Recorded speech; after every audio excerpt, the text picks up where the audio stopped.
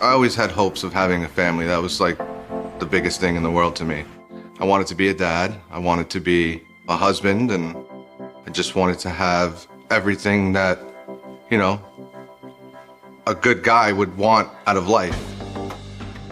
When I was younger, my parents went through a divorce, and it was hard for a while. My mom had me and my sister and basically took care of us by herself. And I saw the pain and the hurt that she went through, and from that day on, I swore that I would never do that to anybody, ever.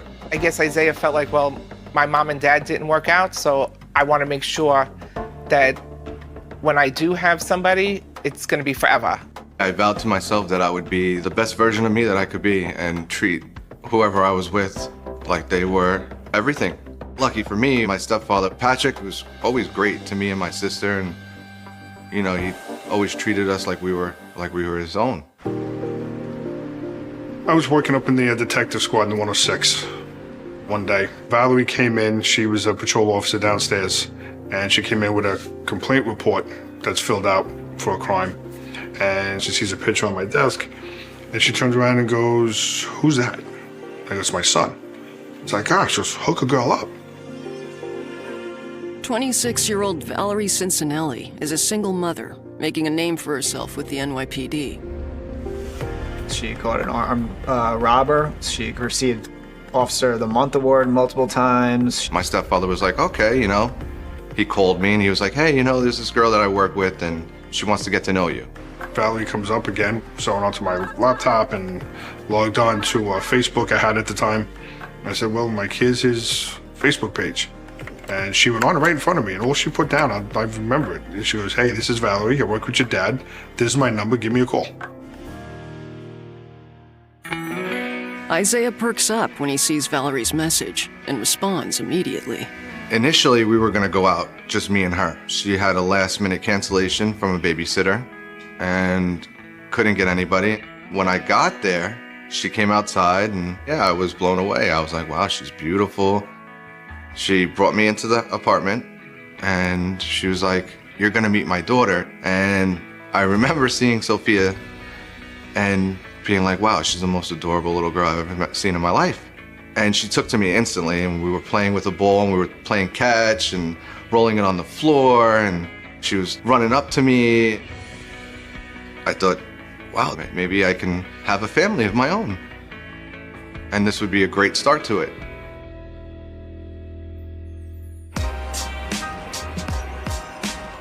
And then we set up our second date. I met her at a bar, and I met her friends, and her friends liked me, and they were like, yeah, he's great, he's so nice, and I think he'll be good for you. We were outside in front of the bar, and she kissed me. And it was a very long and sensual kiss, and we basically lost in each other.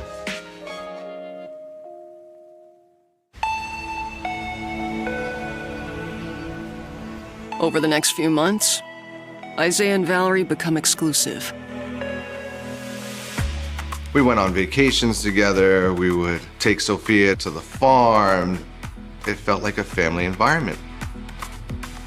Valerie was very loving and would call me 100 times a day and tell me I love you or I miss you. And I just felt like I was on top of the world. Almost a year into their relationship, Isaiah decides it's time to introduce Valerie to his extended family. I invited her to Easter dinner at my mom's. He goes, I think I really love her, Ma. You know, this is great. I found the perfect person. And I'm like, I'm happy for you. I think that's great. Don't rush into this. And he's like, no, I know. But Ma, I'm telling you, this is it. When we arrived, Valerie, instantly, you could tell that there was something off. Isaiah was very close with his cousin, Christina. My cousin would watch us when my mom was working, me and my sister. I was very close to this cousin. She was kind of like a second mom to me. Any girl that Isaiah has ever dated, he's always said, just wait until you meet my cousin. She's the one you've got to get past because she's kind of hard to please. Valerie didn't like that when it came time to meeting her. Christina comes into the house and she says hello to everybody, and she was very polite. Valerie didn't say anything to Christina. She totally ignored her. I'm standing in the kitchen and I'm preparing things and making stuff. And all of a sudden, Christina comes into the kitchen and she turns around and she goes, "Are you kidding me?" And I said, "What's the matter?" She goes, "Is that chick for real? She is the rudest thing I've ever met." Valerie overheard her. So Valerie comes into the kitchen and it was like the biggest fight ever. All of a sudden, Valerie just starts screaming at the top of her lungs at my niece. I can't even say stuff she said. Who does that? Who reacts that way? At a family party with people you don't know? I felt like it was just okay, she's jealous kind of a person. I was like, that's a side of her that I'd never seen before. I basically just brushed it to the side and we spoke about it and she apologized. You know, she offended me and I was like, okay, well, move on from this. And things got, you know, even more serious between me and her. My friend Michelle just wrote, "Happy birthday, I love you," on Facebook or something. And Valerie freaked out on me, thought I was cheating on her. I was like, no, it's not even like that. She's my best friend's wife. And she didn't want to hear it. And she said it's either me or them. My brother had so many friends and he stopped talking to all of them when he started dating her.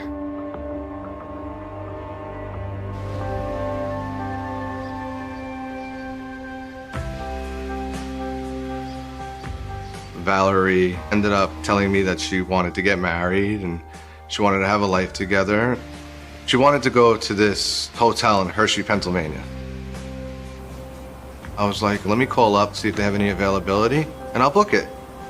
That's exactly what I did. She opened the door and walked in and turned the lights on and saw all the roses and balloons and everything. And I was on one knee and I had the ring open. She started crying and looked at me and I couldn't even really say it. I was like, "Do you want to?" And she was like, "Yes," before I even finished the sentence. And she hugged me, kissed me, and it was a predominant moment in my life.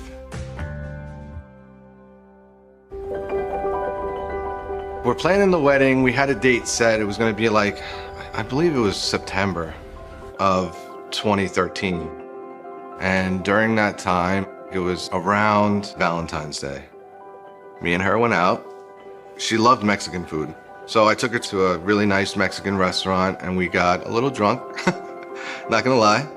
And we had a great time. We got back home to the house and spent the night. And then all of a sudden, a week later, she's like, "Hey, I'm pregnant." I was excited, nervous. I couldn't believe that I was gonna have a baby of my own. The wedding is postponed as the couple prepare for the baby. And the doctor proceeded to tell her that it was a boy. The baby was thriving. I was excited. I was overjoyed. I was just overcome with a rush of emotions. They decide to call their new son Salvatore.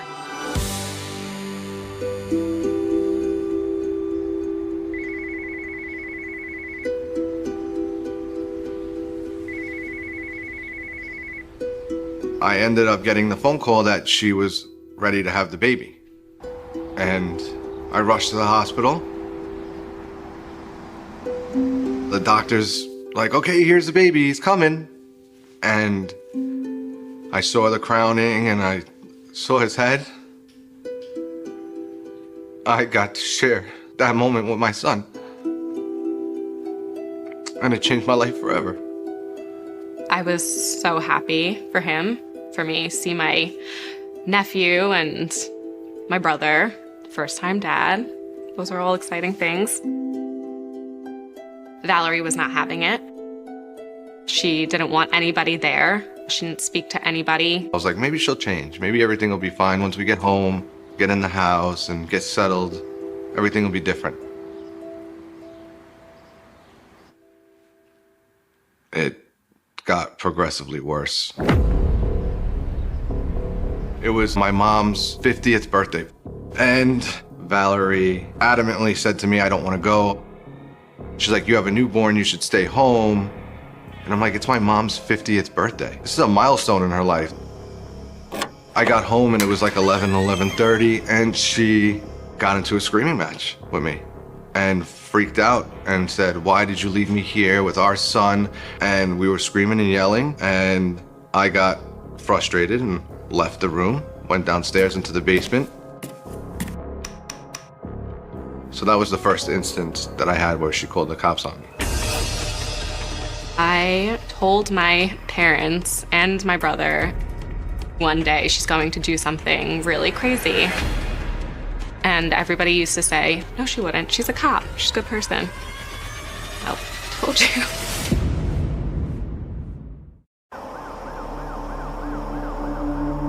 Officer Valerie Cincinnati of the NYPD's Domestic Violence Unit calls local police to her home after an argument with her fiancé, Isaiah. They came into the house and come downstairs and look at me. And I'm like, why are you guys here? We were called to come here. Is everything okay? I'm like, yeah, everything's fine. We had a disagreement. She was arguing with me. And they were like, well, why didn't you just stay downstairs on the couch tonight and let things blow over? And I was like, okay, well, I planned on doing that anyway. She didn't talk to me for days. They didn't want to talk to me at all. I was truly sorry. Eventually, the couple moves on, continuing with their plans for a beach-themed wedding. It was a beautiful day. I remember showing up and we were taking family photos, and Isaiah, he was, again, very excited, like glowing, so happy. As a mother, I just had that gut feeling, that instinct that it's just not gonna work. One of her uncles came up to me and told me, run. And I'm like, what are you talking about? And this is somebody in her family telling me this. And I still brushed it to the side and paid no mind to it. The honeymoon phase lasted like probably a week and a half to 2 weeks. We didn't even go on a honeymoon. She didn't want to go. We made a decent amount of money from the wedding, and she kept every single dollar of it. So her money was her money, and my money was her money. I picked up a second job working on weekends, doing estimates for my cousin's gutter company, and I was bringing home a decent amount of cash on the weekends. All the responsibility of our son was on me. Diaper changes, feeding him, baths, whatever it was, I had to do it. Isaiah is initially successful in placating Valerie, but 3 years into his marriage, he realizes something is terribly wrong. She started to disappear and always said she was working late, or always said that she was stuck on a detail. Something in me told me that she's doing something. This is not normal. She has to be cheating on me. There has to be somebody else. I used to fill her car up. One day I took her car, and something in me was like, check the car. Just look around the car real quick. And I lifted the floor mat, and I found cards.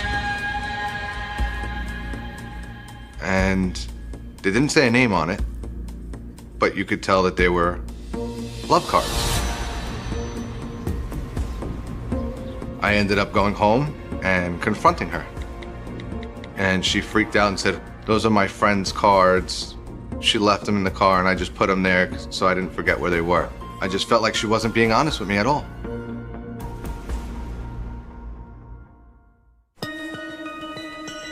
She agreed to go to counseling with me. When we initially went to counseling, she made it seem like I wasn't doing enough. And nothing amounted to anything to her. Ever. She wanted more and more and more.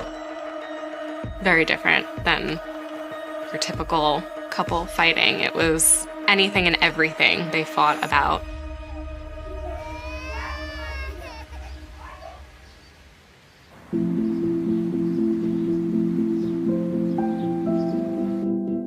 When we went back to the therapist was like, well, why don't you guys go on a vacation or spend some quality time together as a family? And I was like, you know what, that's a good idea. So I booked for us to go to St. Martin together. We went to an all-inclusive resort, but the whole time we were there, I slept in the living room with Sal and she slept in the bedroom with Sophia. When things didn't go so well, Valerie's main goal was to turn Sophia against me, and she made it her priority to do so. We're on a tropical island, and this is supposed to be a time for us to reconnect, and there was no reconnection. The couple returns to Long Island, and when the NYPD throws its annual Christmas party in 2017, Valerie tells Isaiah she's going alone. She went, and around 10 o'clock, she texted me and said, hey, on my way. 10:30 rolls around, 11 o'clock. I'm like, there's no way. Like, it doesn't take that long to leave there. I'm calling her, texting her, no answer. So I track the phone, and I see that she went a completely different route. And I see that the tracker went off. And I got the last known location of the tracker, and I went to the last known location, and I found her car. Parked behind a closed auto shop. So I proceeded to look around, walk around, look and see if I could find her or see if I could see her in the car with somebody else. She ended up finally coming home and said, oh no, I was dropping a friend off. You're crazy, you're a psychopath. And I was like, there's no way. You never told me about anybody that lived over there. She ended up proceeding upstairs into the bedroom, slammed the door closed and locked it. Now my work clothes were in there. So I'm knocking on the door like, hey, I need my work clothes. She told me that if I didn't stop knocking on the door, she was going to shoot me through the door and make it look like an accident. After that happened, we got into an argument. I confronted her again, and I told her that you're lying to me. I know something's going on. She swore up and down to me again. I don't want nobody but you. You're the only one for me. Okay, well, if you're not lying to me, and nothing happened that night, let me see your phone. If you have nothing to hide, then what's the reason that you can't show it to me? And I went to grab the phone, and she grabbed it, then it fell down and it broke the screen protector. The cops come, and they tell me to wait outside. She talks to them, tells them that she's an officer. She told them that I hit her with a belt and knocked the phone out of her hand. Cops come back outside and say there was a no tolerance for any type of domestic abuse. We got to take you in. They cuffed me and put me in the back of the car and took me to booking and kept me overnight. I felt like an empty shell. I felt broken. I had a big fear that she was going to do everything in her power to make sure that I was basically screwed. NYPD cop Valerie Cincinnelli has just lodged a formal domestic abuse complaint against her husband, Isaiah Carvalho. Isaiah's stepfather, Detective Patrick Roach, is right by his stepson's side when Isaiah faces a judge. When his case got called, the judge just kind of looked at me and he asked, "Is you working the same place?" I said, yes, she works in domestic violence in the next office over from mine. And he's my stepson. And he looked at me and goes, so she knows the system? I said, yes. He goes, okay. And he released him on his own reconnaissance. The judge granted her a temporary restraining order where we could not fight. I could go back home, but I was not allowed to argue, fight, curse at her, or anything. We went to one more session of therapy. And I broke down, cried, and I was like, I'm trying to do everything that you told me to do. I took us on vacation. And the therapist is like, I don't think she's seeing anybody else. I just think that there's some type of block and there's basically nothing you can do. And I cried and she was laughing at me crying because all I wanted was us to stay together. The next day, Isaiah comes home early from work, excited to spend some time with his son. I walk into the house and I'm like, hey Sal, Daddy's home, hey buddy. Because he would usually come running and be like, hey Daddy, be so excited. And nothing. So I'm like, Sophia? Nothing. Valerie appears, and after a heated argument, she tells Isaiah that Sal is at a friend's house, and she's on her way to pick him up. Okay, well, I'll follow you to wherever he is, and I'll take him for the day. She got in the car, I followed her a little bit, and all of a sudden, here comes a squad car. And the cops, they told me, well, listen, you know, we had a complaint that you were following her and that she felt threatened, but they ended up arresting me for the second time. But this time, the judge is less lenient. He ended up issuing a full stay-away order of protection. So now not only was I not allowed to go into the house or be with my son, everything that I owned and everything that I had was there. Isaiah moves out and files for divorce, but the consequences are devastating. The law guardian granted her residential custody instead of giving 50-50 custody. I was not allowed to see my son for 4 months. I had to go to court for visitation. When I finally retained my lawyer and told her what happened, she said that we were going to have a hard time trying to get Sal. He didn't want to be a part-time dad. So it was really hard for him.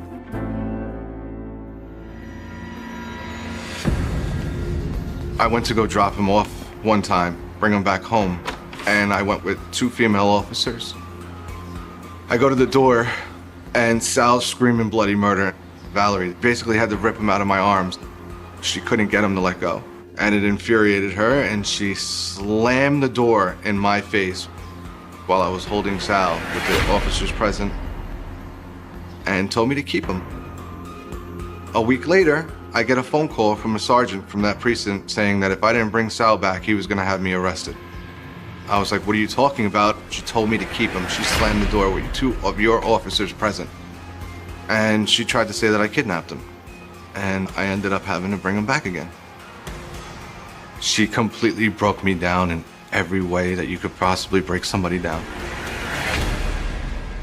With Valerie having sole custody of his son Sal, Isaiah feels like he's in his darkest hour. And then, there's a ray of hope. I was working one day, and I get a text on my phone that says, you may want to call this guy John, here's his number. He has information that'll help your son with his divorce. So I didn't know what the number was. Text that person back, okay, thanks, who is this? And it said, don't worry about who it is, friend of the department. And curiosity killed the cat. So I stopped by and met this guy, John Deruba, at his house. He opens up his laptop and he starts showing me pictures of my son. And he goes, I'm dating Valerie. I said, you're dating Valerie? He's like, yeah. He started to explain that when Isaiah would drop off Sal, that she would come in, she'd start crying, telling what a monster he is, he'd beat me. So he would follow Isaiah thinking he's following some kind of an abusive husband, you know, a monster. And he told me that there was one time she was up in the shower, he grabbed her phone and went through her phone. And he noticed text messages from Isaiah to Valerie saying that he wanted to keep the family together, we should go to counseling, let's make this work. And he realized, wait a minute, this isn't the monster she's telling me about, this is a guy that wants his family back. So now he felt really guilty on everything that was going on. John asks to meet Isaiah, and when they do, Isaiah learns why he and Valerie failed to reconnect when they went on vacation. He showed me photos of when we went to St. Martin. There was pictures that Valerie sent him, dirty pictures of her in bikinis. He told me they got matching tattoos that said till death, that they were gonna be together till death, her and him. The night of the Christmas party when she went missing and I was looking for her, John told me that they were in the car across the parking lot watching me the whole time. Part of the motivation for him to come forward, that they were having problems. He just wanted to do the right thing and try to help me to get Sal. And all the time that he should have been spending with me, he was with this guy and not his own father. And that tore me apart. That destroyed me. Although John promises to help Isaiah get custody of his son, he never delivers. He ended up going back and getting back with her. Valerie had a way about her that made guys fall for her. I don't know how. I don't know why. But she was good at what she was doing. I made an offer for custody of Sal and $50,000 for the renovations I did in the house and the money that I put into the house and the rings back. She declined my offer, and my lawyers proceeded to say, okay, well, if you decline the offer, we're gonna go after everything. I was entitled to her pension, deferred comp, her 401k, the increased value of the house, and when those numbers came back, they were substantially greater than the offer that I had originally presented. She did not take lightly to that because she didn't even want to give me $1. Because, again, her money was her money. Isaiah has no idea just how far Valerie will go to keep her money. I started getting text messages from someone else that was totally out of the blue. You really need to do something about Valerie. She wants to hurt Isaiah. They said, we don't know how to tell you this, but she wants to have you killed. Yeah, I am scared. Detective Patrick Roach has been warned by an anonymous tipster that fellow officer Valerie Cincinnelli intends to harm his stepson, Isaiah. I would get texts that Valerie's getting very frustrated. She doesn't understand how Isaiah is staying 5 steps ahead of her. Isaiah moves in with his parents for protection. He'd always call me when he was on the road, and I'd always give him a different way to go home. He always changed it up. But Isaiah is all alone one morning when an alarming situation arises. All of a sudden, I see this car come speeding down the block and literally skid stop in front of my house. 2 guys in suits get out of the car and tell me that, that they're federal officers and to not run, and I'm scared for my life at this point. And without even preparing me or breaking it to me slowly, they were like, your wife hired a hitman, she wants to have you killed, and we gotta go fake your death right now. I couldn't believe it. I was blown away. I called my stepfather and I told him, listen, there's 2 guys who are posing to be FBI agents. And he's like, wake your mother up, tell her to come downstairs. I started crying and I was like, oh my God, what do you mean, a hit out? Could not believe it. She wants him dead, but she's hiring someone to do it. Was totally shocked. Yeah, I think the girl's crazy, but would have never in a million years thought that she would be capable of wanting to kill somebody. I was like, where's my son? He's at school. There's a FBI agent there, and you're gonna get him later. The FBI learned about the plot to kill Isaiah from a source close to Valerie. John DeRuba came to the FBI with some recordings that he made of Valerie. He also stated to the FBI that she provided him with $7,000 to give to a hitman to make this happen. She wanted me dead because she didn't want me to show up to court. She didn't want me to get any money from her. Valerie also doesn't want to share John DeRuba. She wanted to have John DeRuba's 14-year-old daughter taken out as well. The reason she said that she wanted to have her taken out was because she was getting in the way. She thought that John was gonna, do everything according to her beck and call, including killing his own daughter, because he was that in love with her. I think that if Valerie didn't add his daughter to the list of people she wanted dead, that my son would be dead right now. An agent posing as the hitman John hired has already met with Valerie to discuss payment for the job. There was a form of payment with $7,000 in gold coins. Now they need to provide proof of Isaiah's death to John DeRuba, who is standing by, in on the plan. And they took me over to the marina near my house, and they had me sit in my car, and they had me fake my death. They put glass all over me and all over the floor, and they had me hunched into the passenger seat. And they took pictures of me. So now I'm presumed dead. It was the most surreal thing I've ever been through in my life. It's the investigators trying to show that the intent was there, because she's actually telling him to get rid of a photo of her estranged husband's supposed dead body, which wouldn't be normal behavior for someone who's not involved in a crime. Are you Valerie Cincinnati? What's going on? 2 police officers arrive at Valerie's door and tell her that Isaiah's body was discovered at the marina. Might I have your seat for me, please? I'm sorry to be the one to tell you that Isaiah was found dead. Are you kidding me? They asked her if she knew anybody that was out to get me, or if I had anybody that wanted to do any harm to me.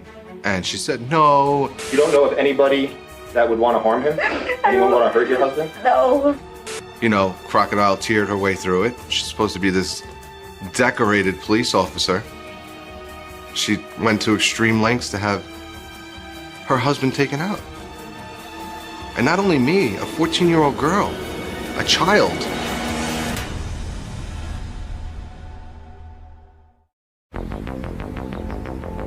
The FBI has just informed Officer Valerie Cincinnati that her husband, Isaiah, is dead. 10 minutes later, my phone starts ringing, my cell, and it's Valerie. And then she text messages me. And it says, Pat, please tell me it's not true. Please tell me it's not true. Oh my God, I have to get Sal from school. Please tell me it's not true. Call me. And she sent me the same message again. What Valerie doesn't know is that her house is surrounded by FBI agents. Valerie, being an active duty police officer, there's definitely a probability that she would have a firearm in the house, have access to it, and the law enforcement's decided, let's quickly take this down. Moments later, Valerie's door is broken down, and she's taken into custody. I found out she was arrested when they were guarding me, because they wouldn't release me until they found out that she was picked up and in custody. When I finally got back to the house and I saw my son, there, I finally felt like he was safe, he was good, he was finally where he should have been, he was with me. He was home.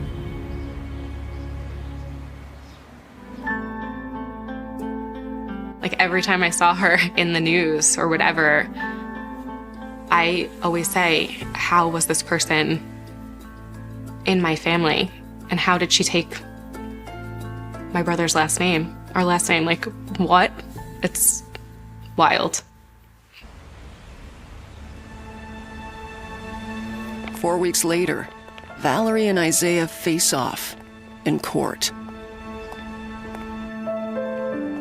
She screamed out, Isaiah, you know me, I wouldn't do this. I never looked at her eyes. I didn't even look at her or anybody in her family. I had no care to. I didn't even want to be in the same room as her.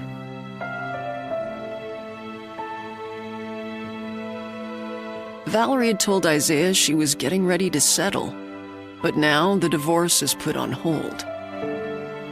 The day when the FBI came, a week later, we were supposed to sign the papers and be done and be divorced. The judge was like, well, now what do we do? We couldn't proceed and finalize everything because now her actions caused, I believe it's called egregious fault, where the severity of what she did causes me to be entitled to even more.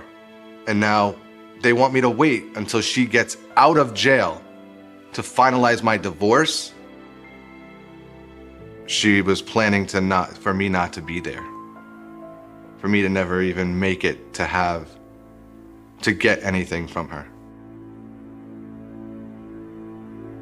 Valerie received Officer of the Month award multiple times. She caught an armed robber. All great things I'm sure the community appreciated. A person like me who's been in law enforcement for 19 years can't fathom why someone with such a good career for themselves going and moving in the fast path in the NYPD would even consider going down this road. The charges were a conspiracy to commit murder on Isaiah, conspiracy to commit murder on John DeRuba's daughter, which is a teenage daughter, tampering with evidence. That carries 20 years alone, so that's like 40 years. The DA, when I met with the district attorney and everybody, prosecutors, they told me, we don't offer deals. This is an ironclad case. This is in the bag. Months go by. We're going to court, right, for the divorce. And her criminal attorney slips and says, oh, they're offering her a deal. So my matrimonial attorney was like, what are you talking about? Valerie claims she never paid for a hitman, and the $7,000 she gave John was just a loan to buy gold. And despite the success of the sting operation, the prosecution has no physical evidence to dispute this. Not being able to verify that that money was ever exchanged is a problem. You want to be able to say, okay, on bank records on such and such date, $7,000 was taken out, or even half of that. Fearing there's not enough evidence to prove conspiracy to commit murder, the DA chooses to settle. Valerie took a plea deal for tampering with evidence, and the charges of murder for hire were dismissed. So I'm like, well, what do you mean? I thought you told me that you had everything squared off, everything was set. Like, I had nothing to worry. I don't want that. Prosecutors asked for 60 months. The judge gave Valerie 48 months. It's crazy. You tried to kill my son. You tried to kill somebody else's child. You know, how could you just be in there for 48 months? That's ridiculous. We don't know all the evidence that the FBI had, but obviously the judge does. And the judge said to her, there was no doubt in my mind, you would have saw this through. And I'll never forget this. The U.S. attorney turns around and goes, Your Honor, we offered 5 years. The judge looks at the U.S. attorney and goes, you took this plea. I don't know why you took it. If you would have taken this in a different direction, it would have been a totally different outcome. As far as I'm concerned, the U.S. Attorney's Office really screwed me, my family, and Isaiah being the victim. I feel like they didn't even take into account the victims in this. There's nobody else that's gonna suffer but me and John's daughter. We have to worry every day when she gets out. I don't think Isaiah feels like he's safe. I don't think Isaiah will ever feel like he's safe. I feel like for the rest of his life, he's always gonna feel that way. And the lasting effects of Valerie's crime extend beyond Isaiah to his children. Sophia is with her dad. They didn't want Sal or Sophia seeing each other at all because Sal being so young, they didn't want to, have him really find out too much of what's going on. Right now, it's just a waiting game. I just have to wait and see when she gets out and finalize the divorce and hopefully be able to move on with my son and give him the life that he should always had.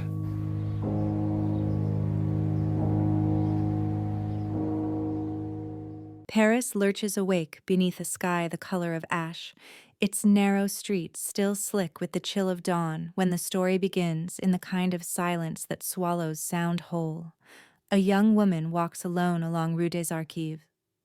Her footsteps hurried her breath faintly visible in the air. She doesn't know that somewhere behind her, in the shadows between 2 shuttered storefronts, someone else has stopped walking. Someone who watches her every movement with a calmness so unnervingly controlled it almost blends into the night. Seconds later, she disappears from the street as if the city itself has swallowed her, leaving behind only one dropped glove that lands softly on the pavement, unnoticed by anyone except the passerby, who will later pick it up, turn it over, and freeze with a sudden inexplicable dread. Her name is Elise Moreau, 22 years old, a university student with a notebook full of unfinished poems and a circle of friends who will swear she had no enemies.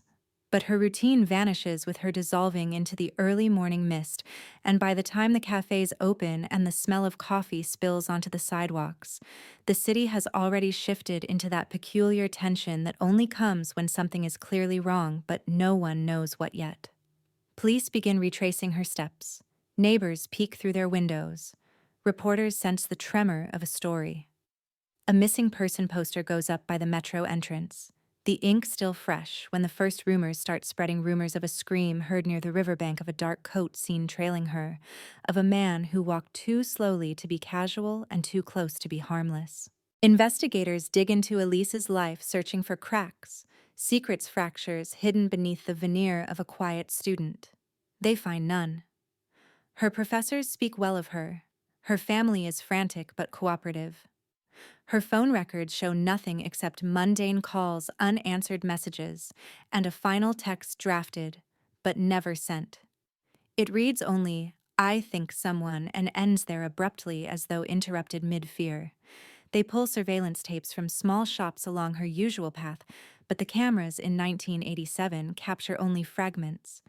Half frames of strangers' backs, the blur of headlights silhouettes slipping in and out of view. The investigation becomes a puzzle, with half its pieces missing each clue, dissolving the moment someone tries to grasp it. And Paris, usually unshaken, begins whispering about a predator in its streets. Elise's body is found 3 days later beside the Canal Saint-Martin, positioned so deliberately it feels theatrical. No signs of struggle. No signs of robbery. No weapon. No fingerprints. Nothing but a faint imprint of a ring on her wrist. The kind left by someone pulling her too hard too suddenly. The medical examiner notes something strange. A small fragment of fabric lodged beneath her fingernail. Dark blue. Coarse. Possibly from a uniform. Possibly from something else entirely. But nothing points to a clear suspect. And as each day passes, the case begins slipping from the grip of investigators, sinking deeper into that realm of half-light where cold cases are born. Detectives question the canal workers. One of them, an older man with heavy hands and a trembling voice, reports seeing a figure the night before, a tall shape standing at the water's edge, unmoving, almost statue-like. When asked to describe him, the worker shakes his head and says the same unsettling phrase again and again. He didn't look surprised. Not even when he saw me. The statement chills the room but leads nowhere. The shape could have been anyone. A resident, a tourist, a killer, a witness, or a ghost of the worker's imagination. And so the file grows thicker. The city grows quieter, and the investigation becomes trapped in the suffocating fog of unanswered questions. A team reviews the patterns, the suddenness of the abduction, the lack of struggle, the calculated placement of the body. Someone meticulous, someone confident, someone patient. But the city is full of such people, and none of them leave a trace. A detective named Armand Delacroix, new to major crimes at the time, becomes obsessed with the case, calling it a crime that breathes. Every clue feels alive, every omission intentional. He revisits the canal again and again, walking the same path Elise might have walked, stopping at the places where shadows collect, trying to feel the presence of someone who once stood there. His colleagues call it pointless. He calls it necessary. Still, the trail dies. Witnesses forget details. Evidence grows cold. The glove found on Rue des Archives vanishes from the evidence room after a clerical mix-up. Elise's phone is misplaced during a departmental transfer. An anonymous letter arrives, claiming to know what happened, but tests show the handwriting matches none of the people in Elise's life, and the letter contains nothing verifiable. A false confession surfaces from a man later proved to be out of the country during the crime. And slowly, inevitably, the case becomes an open wound that scars over. People move on. The newspapers shift their attention. Elise becomes a name whispered only on anniversaries and in the quiet corners of the police archives. The city forgets. Almost. But the killer does not. Years turn into decades. Technology advances. Old evidence is digitized, cataloged, scanned. Files once collecting dust get reopened under cold case initiatives. And it is during one of these routine transfers, mundane, mechanical, insignificant on the surface, that a technician notices something odd inside the sealed bag containing the scrap of dark blue fabric pulled from under Elise's fingernail. It appears thicker on one side, as if something is lodged between its fibers. Under magnification, it reveals what no one expected: a microscopic bead of hardened resin, industrial grade, extremely specific, used only in certain manufacturing processes during the late 1980s. It is the kind of detail that would have meant nothing in its time, but now becomes a doorway to a long-buried truth. Detectives cross-reference companies in Paris that used this resin in 1987. The list is short, very short. One name stands out immediately: the St. Roch Theatre Workshop, a restoration facility for antique stage equipment and costumes. A place hidden in plain sight, tucked behind a modest facade near the Marais district. It seems irrelevant, almost absurd at first. Why would a theater workshop connect to Elise's murder? Why would a killer from 1987 be tied to a place known for repairing velvet drapes and brass pulleys? But then someone pulls the employment records, and one name on that list stops the room cold. A man who worked night shifts. A man whose coworkers described him as quiet to the point of invisible. A man who lived alone in a cramped studio only 6 minutes from where Elise was last seen. A man who left his job abruptly 3 days after her body was found.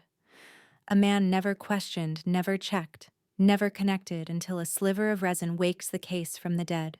Detectives search public records. They find nothing that screams guilt, nothing that screams innocence either. And then, almost absurdly, impossibly, they find something else: a sealed envelope filed under miscellaneous correspondence dated 2003, written in handwriting that matches the theater workshop's employment forms. The envelope was never opened, never logged, never seen until now. It sits there as though waiting, as though placed deliberately for someone to discover decades later. Inside is a single sheet of paper, a confession, or perhaps something pretending to be one. The words are shaky, disjointed, but unmistakable in their intent. She wasn't supposed to die. I only wanted her to stop screaming. No signature. No date beyond the postmark. No explanation of how the letter ended up in the wrong department, unprocessed, forgotten. And suddenly the case that once seemed frozen in time starts pulsing again, beating like a heart revived by electricity. But one question towers above all others, heavier, darker, and far more unsettling. Why confess after 16 years, and why send a confession to the police? Without ever revealing your name, the letter becomes a silent bomb inside the investigation room, an object so small yet so heavy it shifts the air around it.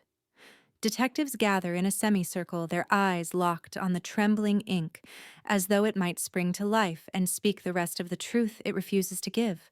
No one moves at first. No one breathes fully. The realization settles slowly like dust on old furniture. Someone carried this secret for years. Someone lived in the shadows of their own guilt. Someone wrote this confession only to bury it beneath layers of bureaucracy. It feels intentional, like a message whispered from under the floorboards of a long-abandoned house, heard only by those patient enough to listen. Handwriting analysts are called in. They hover over the letter beneath bright lamps, tracing the strokes, measuring the pressure marks. Their conclusions come with the same unsettling certainty: the writing belongs to the same man who signed employment forms at the St. Roch Theatre Workshop in the 1980s. A man who faded from public records shortly after Elise's murder. A man who seems to have evaporated from Paris entirely. His name, for the first time, is spoken aloud in the cold case unit, Jean Lemaire, and the sound of it seems to change the temperature of the room, as if air itself tightens around the syllables. A background check gives almost nothing. Born in 1955, parents deceased, no siblings, no marriage, no children. A short employment history scattered with temporary jobs. No criminal record, no known associates. His landlord from decades ago has long since died. His neighbors barely recall him. One elderly woman, found after hours of searching, remembers only a vague impression of him. A man who walked as though afraid to disturb the ground. The phrasing clings to the walls of the interview room, haunting in its odd precision. Detectives begin reconstructing the world of Paris in 1987 through the thin threads Jane left behind. They walk the narrow alley where he once lived, now brightened by modern cafes. They pass the theater workshop, now repurposed into a gallery, the scent of paint instead of sawdust lingering in the air. They study the canals, the bridges, the paths Elise might have crossed unknowingly, and with each step they feel a growing tension, as though they are following a ghost who still remembers the route he took and the choices he made. Investigators dig deeper into the fragment of blue fabric, the one pulled from under Elise's fingernail, a clue so small that it almost slipped into oblivion. Under advanced analysis, the fibers show traces of a specific dye used only in costumes produced for historical stage productions. Dark indigo woven from a blend discontinued before the 1990s. This dye appears on a list of supplies purchased by the Saint Roch Theatre Workshop during Jean's employment. And with that discovery, a chilling image forms. Elise's last moments may have included a struggle with a man dressed in something theatrical, something meant for performance, something hiding behind a role. The detective leading the reinvestigation, now older, slower, but more relentless than in his youth, stares at the wall of evidence long into the night.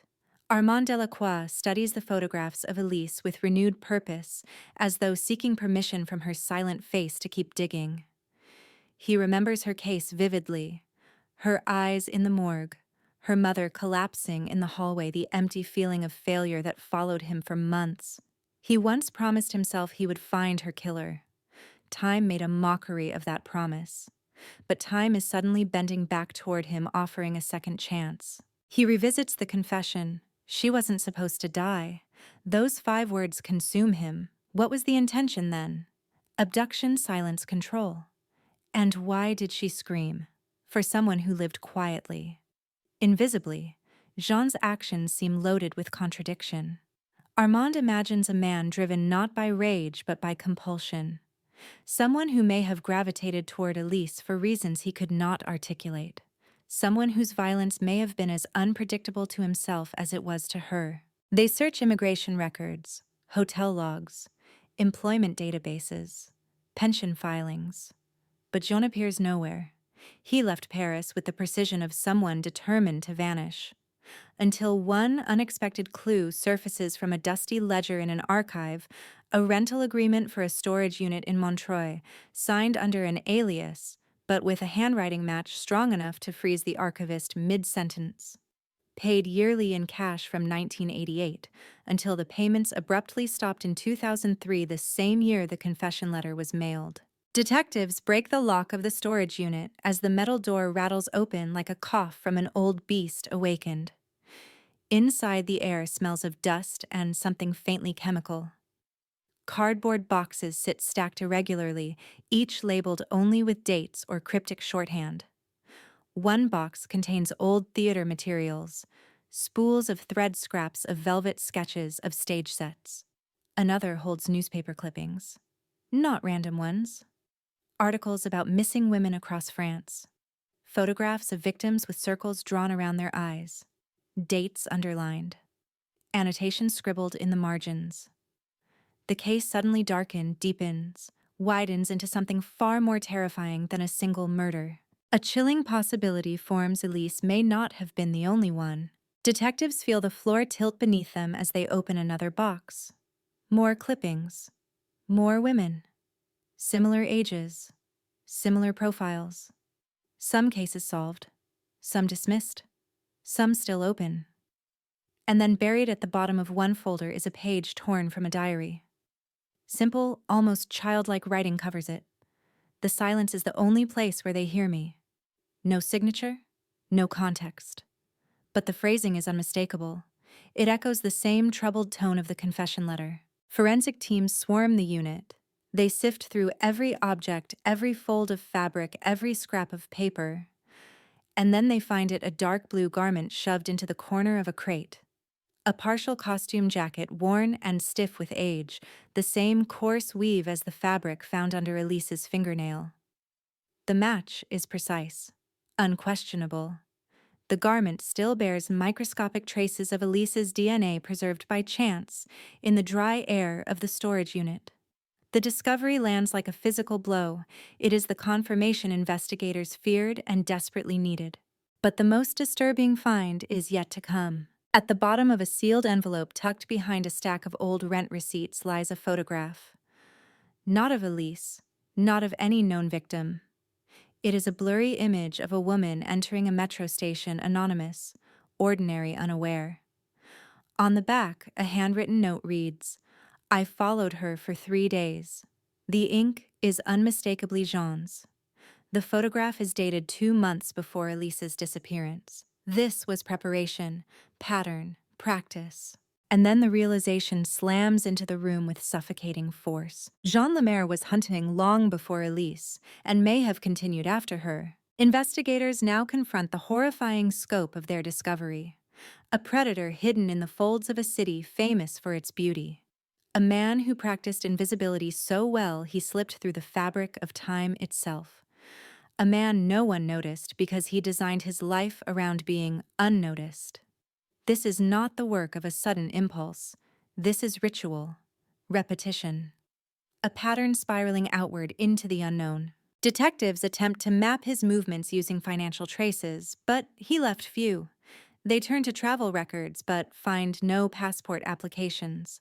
They search social services, but he never applied for aid. They look into shelters, but none report him. It is as if he walked out of Paris and willingly dissolved into the background of another city, another life. Until one more revelation bursts into the investigation. A retired postal worker steps forward after hearing news of the reopened cold case. She remembers something odd from 2003, a man mailing several envelopes over several months, always using gloves, always paying an exact change, always slipping away before she could ask a question. She recalls his voice, a low whisper, as though each word cost him effort. When shown old employment photos from the theater workshop, she identifies Jean immediately. Her confirmation tightens the noose around the timeline. Jean was alive in 2003. He mailed the confession, and then he disappeared again. Armand studies the postal worker's statement, feeling a familiar heaviness settle in his chest. This man is chasing them even now, leaving trails that seem deliberate, taunting, always one shadow ahead. It is maddening to realize that a killer could confess and still choose to remain hidden. But the question that pierces Armand the most is not where Jean went, but why he resurfaced at all. What changed in 2003? What compelled him to speak even cryptically after 16 silent years? The answer arrives from an unexpected angle. A medical registry from Lyon records a Jean Lemarchand, age 48, admitted briefly for psychiatric evaluation following a breakdown. He listed no family, no address, no emergency contacts. He stayed 3 nights and left without collecting his belongings.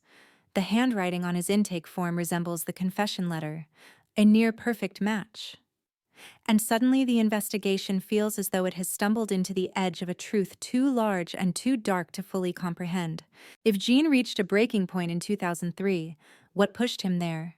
Guilt another victim?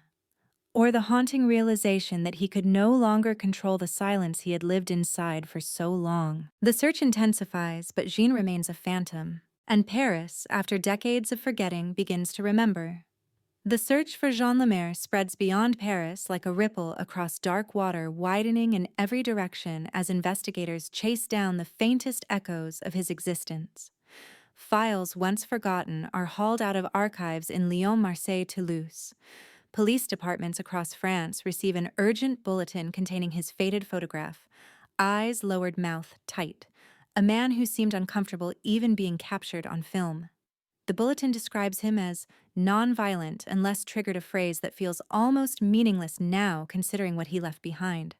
But investigators cling to every descriptor, every nuance, anything that suggests a window into the psyche of someone who walked through life avoiding attention until he could no longer constrain what lurked beneath. Night after night, Armand Delacroix sits alone in the cold case office, the glowing desk lamp carving deep shadows across the room. He studies Jean's sparse employment history, The hospital records the rental listings, each detail offering only more emptiness. It strikes him repeatedly how eerily consistent Jean's life was. No relationships, no hobbies, no social ties. It was as if he designed himself to take up as little space as possible. Armand wonders whether this was a choice or a symptom of something brewing inside him long before Elise's path ever crossed his. The case has begun to feel like a descent, a slow spiral into the life of a man who left almost nothing behind except traces of women who vanished or were never connected to him until now. The storage unit remains a focal point. Forensic teams pore over every object found inside, but one particular item captivates investigators more than the others: a torn notebook page scribbled with fragmented sentences. They are not confessions. They are not coherent. They read like pieces of a fractured mind. She looked back twice. They always hear the last thing: the river doesn't lie. Armand holds the page in his hands and feels a deep chill crawl up his spine. It's as if he is reading thoughts never meant to escape someone's skull. A specialist in behavioral analysis is brought in. She studies the scribbles, the photographs, the clippings. Her assessment comes softly, uncomfortably, as though she is reluctant to speak it aloud. She suggests that Jean may have been keeping track not just of victims but of impulses. This is not just documentation, she says. This is rehearsal. These are notes from someone who was learning himself. The room becomes still. No one speaks. Because the implication is obvious and sickening, Elise was not chosen randomly. She was not a last-minute act. She was a culmination of rehearsals stretching back years. The investigation circles the hospital records from Lyon again and again. The intake notes mention acute dissociative episodes, loss of time, and vivid intrusive recollections.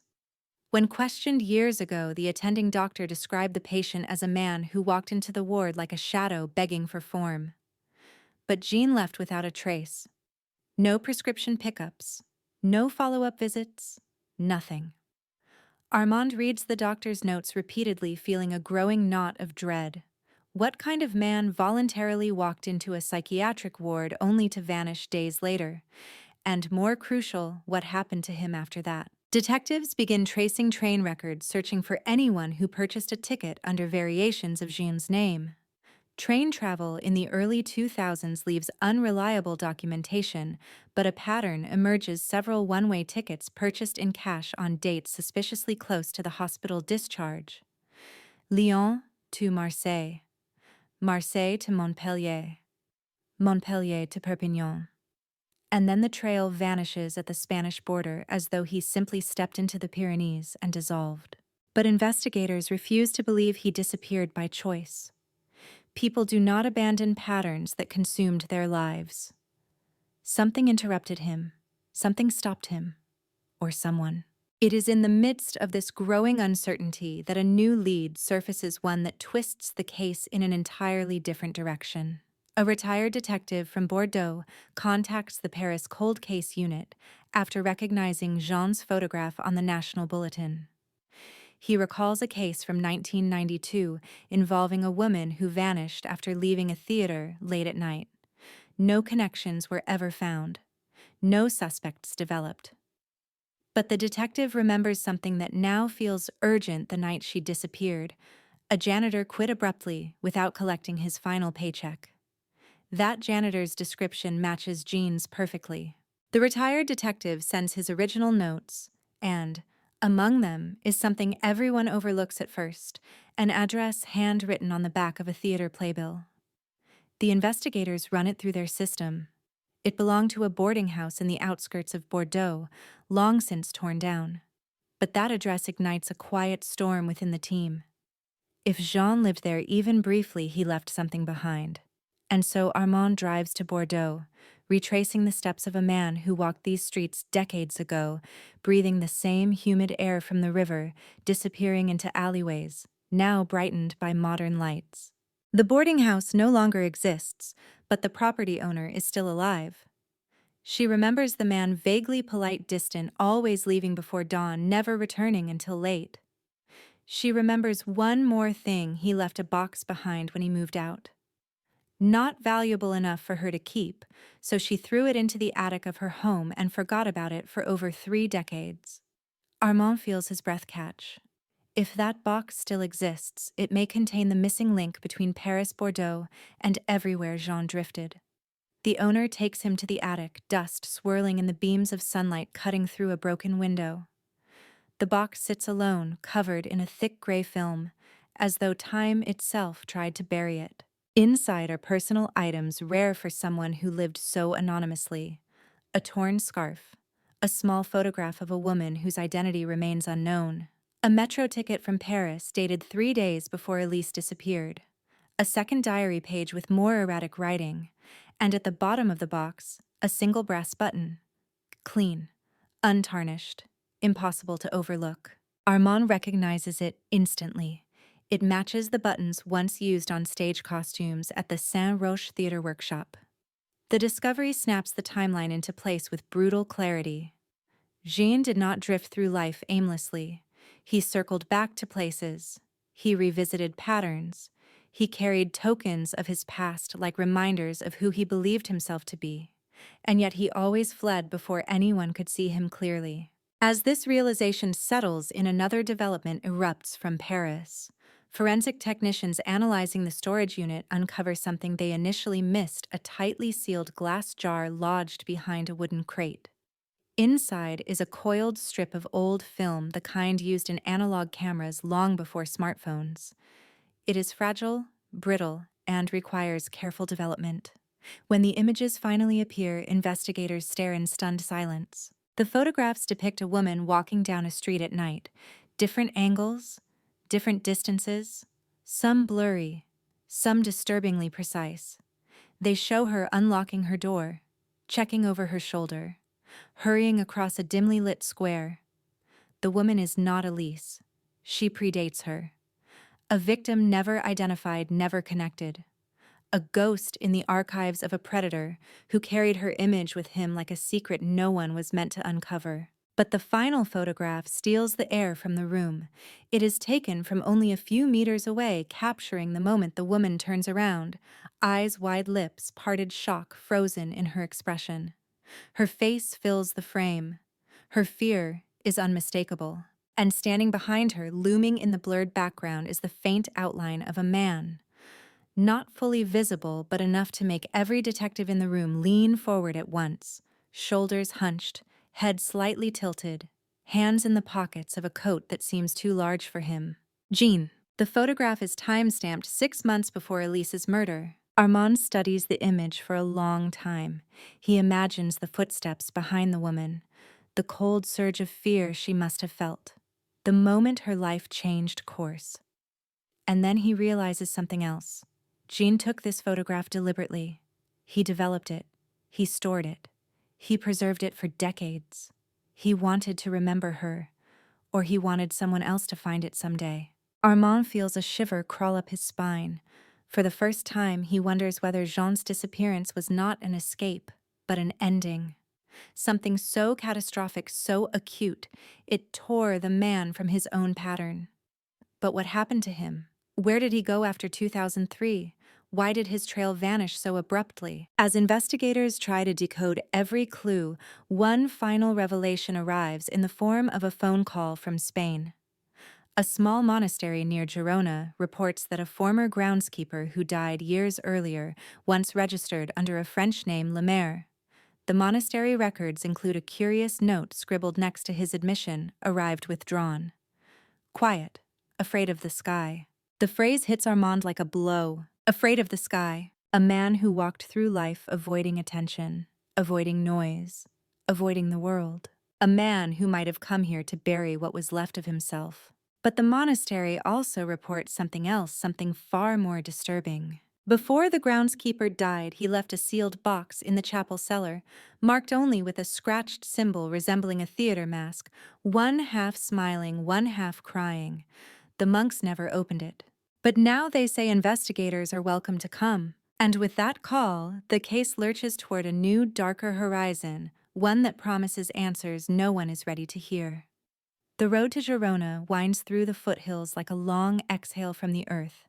each turn revealing valleys drenched in quiet that feels almost unnatural. Armand Delacroix sits in the passenger seat of the unmarked car, watching olive trees blur by their shadows sliding across the windows like fingers brushing the glass. He hasn't slept properly in days, but fatigue only sharpens the edges of his focus. Every kilometer brings him closer to whatever truth Jean carried across borders, whatever he hid inside that monastery box, sealed under a symbol of theater masks, comedy, and tragedy fused in one cruel expression. A symbol that might as well be a signature. The monastery sits on a rise overlooking a narrow river, its stone walls the color of old bone. The air smells of pine and cold stone, the kind of scent that feels preserved from another century. As Armand steps out, a monk in a brown robe approaches, his expression solemn, almost wary, as though the arrival of investigators has stirred something the monastery had long kept safely buried under routines of prayer and silence. He introduces himself as Brother Matteo. His voice is calm, but there is a tightness around his eyes, a glint of knowledge or perhaps dread. He leads the investigators through the courtyard under archways, worn smooth by time, until they reach a set of wooden stairs descending into the chapel cellar. The stairs creak underfoot, each step echoing softly against cold stone walls. The cellar smells of dust and candle wax. Rows of shelves line the room cluttered with relics wrapped in cloth. Brother Matteo stops in front of a low table where a wooden box sits alone. The symbol carved into its lid is unmistakable. The theater mask divided into joy and sorrow. The lines uneven, carved by a hand that trembled or made no effort to steady itself. Armand runs his fingers over the grooves, feeling the roughness, the intent. The box looks old but not ancient, crafted by someone without training, but with a certain obsession. Brother Matteo explains that the man who left it behind never spoke much. He worked the gardens, fixed broken doors, swept empty hallways. The monks never pressed him for details about his past. But Matteo remembers something. One winter night, the man woke the entire monastery with screams that sounded like someone being dragged underwater. When they reached him, he was sitting upright on his cot, his eyes wide but unseeing, whispering a single phrase, "I hear them again." He repeated it until dawn, then went silent for days. After that episode, he carved the box. The monk recalls watching him etch each line with unsettling focus, as though he was trying to trap something inside the wood. Armand's fingertips rest on the lid. The moment feels suspended, like the instant before a curtain rises on a stage. He lifts the lid slowly. Inside the box lies a stack of folded papers, aged but impeccably preserved, as though someone took great care to protect them. Beneath the papers rests an object wrapped in cloth. Armand sets it aside for the moment and unfolds the top sheet. It is a letter, not addressed, not signed, written in the same uneven handwriting as the confession found in Paris. The words spill across the page like fragments of a restless mind. The noise follows me across borders. The river remembers my name. She stood in the doorway and knew. The sentences make no linear sense yet. They pulse with meaning, raw, jagged, broken meaning. Some lines are crossed out violently, others underlined as if the writer clung to them for dear life. Armand unwraps the cloth covering the object beneath the letters. Inside is a small hand mirror, old-fashioned, framed in tarnished brass. The glass is cracked through the center, creating a fissure that divides a reflection into distorted halves. The back of the mirror bears a faint engraving, numbers so small they require squinting to decipher 10/1987, the month Elise died. Armand's pulse quickens. He lifts the mirror gingerly, staring at the fractured reflection staring back. He imagines Jean holding it. He imagines Elise seeing it. The thought makes his stomach knot. As the investigators continue examining the box, they uncover more pages, some filled with frantic writing, others entirely blank except for a single word scrawled across the center: listen. The behavioral analyst accompanying them leans close, her voice low as she examines the handwriting. She notes how the spacing tightens as the letters progress, as though the writer's thoughts were speeding beyond his ability to contain them. This is not just guilt, she murmurs. This is disintegration. Brother Mateo watches from a few steps away, his hands clasped together. He hesitates before speaking, but eventually the words push through his reluctance. He tells them that during the man's final weeks at the monastery, he became increasingly disturbed. He spent long hours staring at the sky, often whispering under his breath. Once, Mateo approached him, asking gently if he needed help. The man tilted his head, eyes hollow, and said, "It's not the faces I fear. It's the silence after them." Armand feels the weight of those words settle deep inside him. Silence after them. The silence that follows a scream. The silence that comes after a crime. The silence inside a mind collapsing under the weight of its own memories. Investigators pack the box, carefully preserving every scrap of evidence. Before they leave, Mateo gives them one more piece of information, something that strikes like a sudden crack of thunder. The man who arrived at the monastery had carried a limp on his right leg, subtle but persistent. He said he slipped while crossing a ravine near the border. But according to Mateo, he also bore a faint burn mark on his left forearm, a circular burn, as though pressed against something heated, as though marked. Armand switches sharply. "Burn?" he asks, leaning forward. Mateo nods slowly, a ring of skin healed but discolored, like the shape of a small metal object. He kept it covered. Armand's mind races.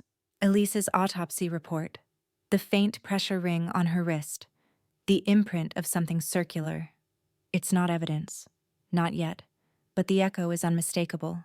As the investigators drive back toward Paris, the air inside the car feels charged, as though something invisible presses against the windows. Armand watches the mountains fade behind them, replaced by flat stretches of land and distant towns. The case that began as a single tragedy is now unraveling into something far broader, darker, a tapestry woven with threads of obsession, unraveling sanity and secrets dragged across borders like contraband. Back in Paris, forensic experts swarm over the newly obtained documents.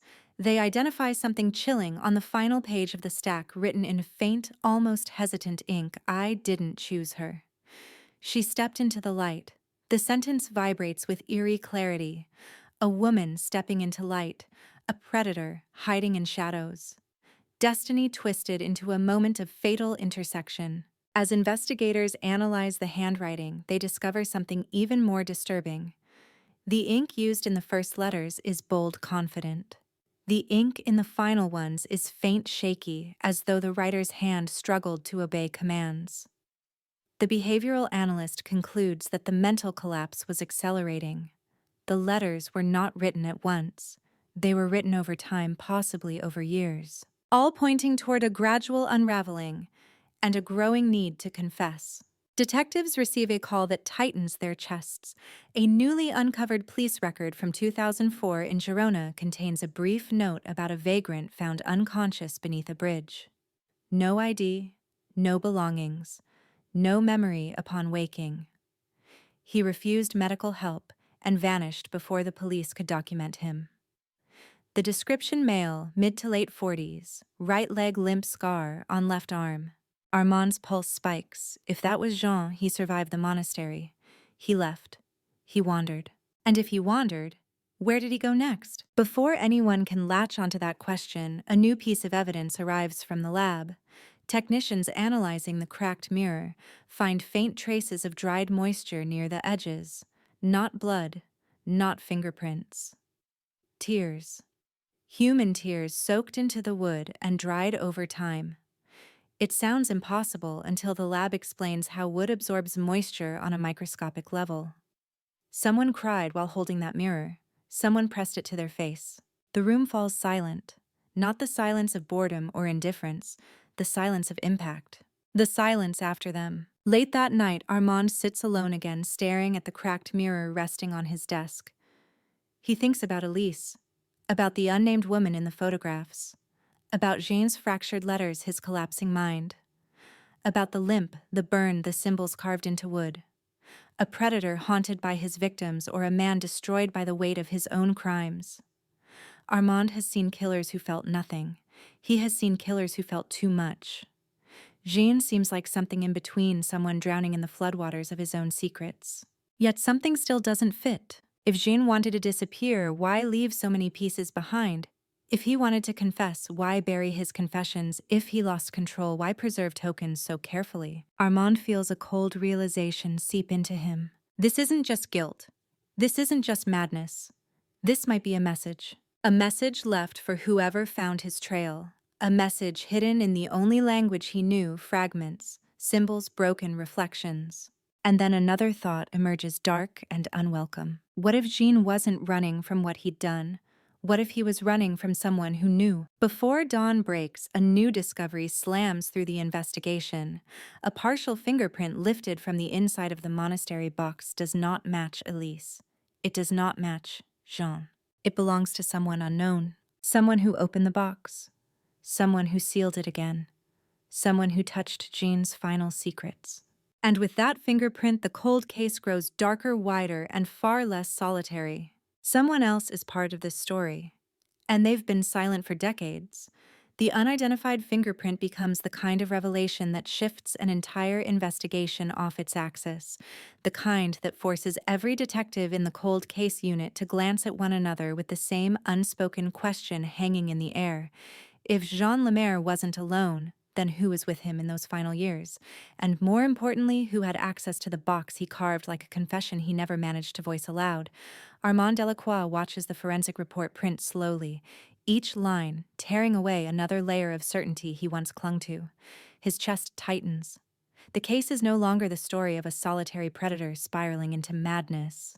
It is now the story of two shadows moving along the same path, converging and separating in ways none of them understand. The fingerprint is partial, but the ridge pattern is clear enough to confirm that it belongs to a person, with no match in French criminal databases. No match in Spanish records either. No match in Interpol. This suggests one of two possibilities. Either the unknown individual never committed a crime, or they lived so far outside the system that their existence barely registered. Armand leans toward the second possibility. People who live in normal rhythms do not leave their fingerprints on the sealed confessional box of a fugitive killer. He sits with the cracked mirror in front of him, the fractured reflection staring back in broken shards of light. He tries to imagine two figures in that monastery cellar, Jean frail, unraveling, sitting beside the box he carved with trembling hands, and another person standing behind him, touching the lid, leaving a fingerprint like a signature or a warning. The image unsettles him more than any photograph because it suggests a truth far more dangerous than one killer hiding from his past. It suggests complicity. The analysts bring the box back into the lab for another round of testing. Under ultraviolet light, traces of soil appear along the bottom rim soil, not from the monastery grounds. Samples are taken. Days later, results confirm the soil contains mineral signatures found only in a narrow region along the border between France and Andorra, a remote mountainous stretch rarely visited except by hikers or those seeking isolation. This discovery sends a chill through the team. It means the box was moved, carried, perhaps hidden then retrieved. Not a stationary relic left behind in peace, an object that traveled through wilderness in someone's hands before landing in the monastery cellar. Armand tries to piece together the timeline. Jean flees France. He arrives at the monastery. But at some point, either before or after arriving, he wanders into the mountains. Did he meet someone there? Did someone follow him? The idea feels surreal, yet the soil makes it undeniable. Someone else walked with the box. Someone close enough to touch it. Someone who either cared for Jean or controlled him.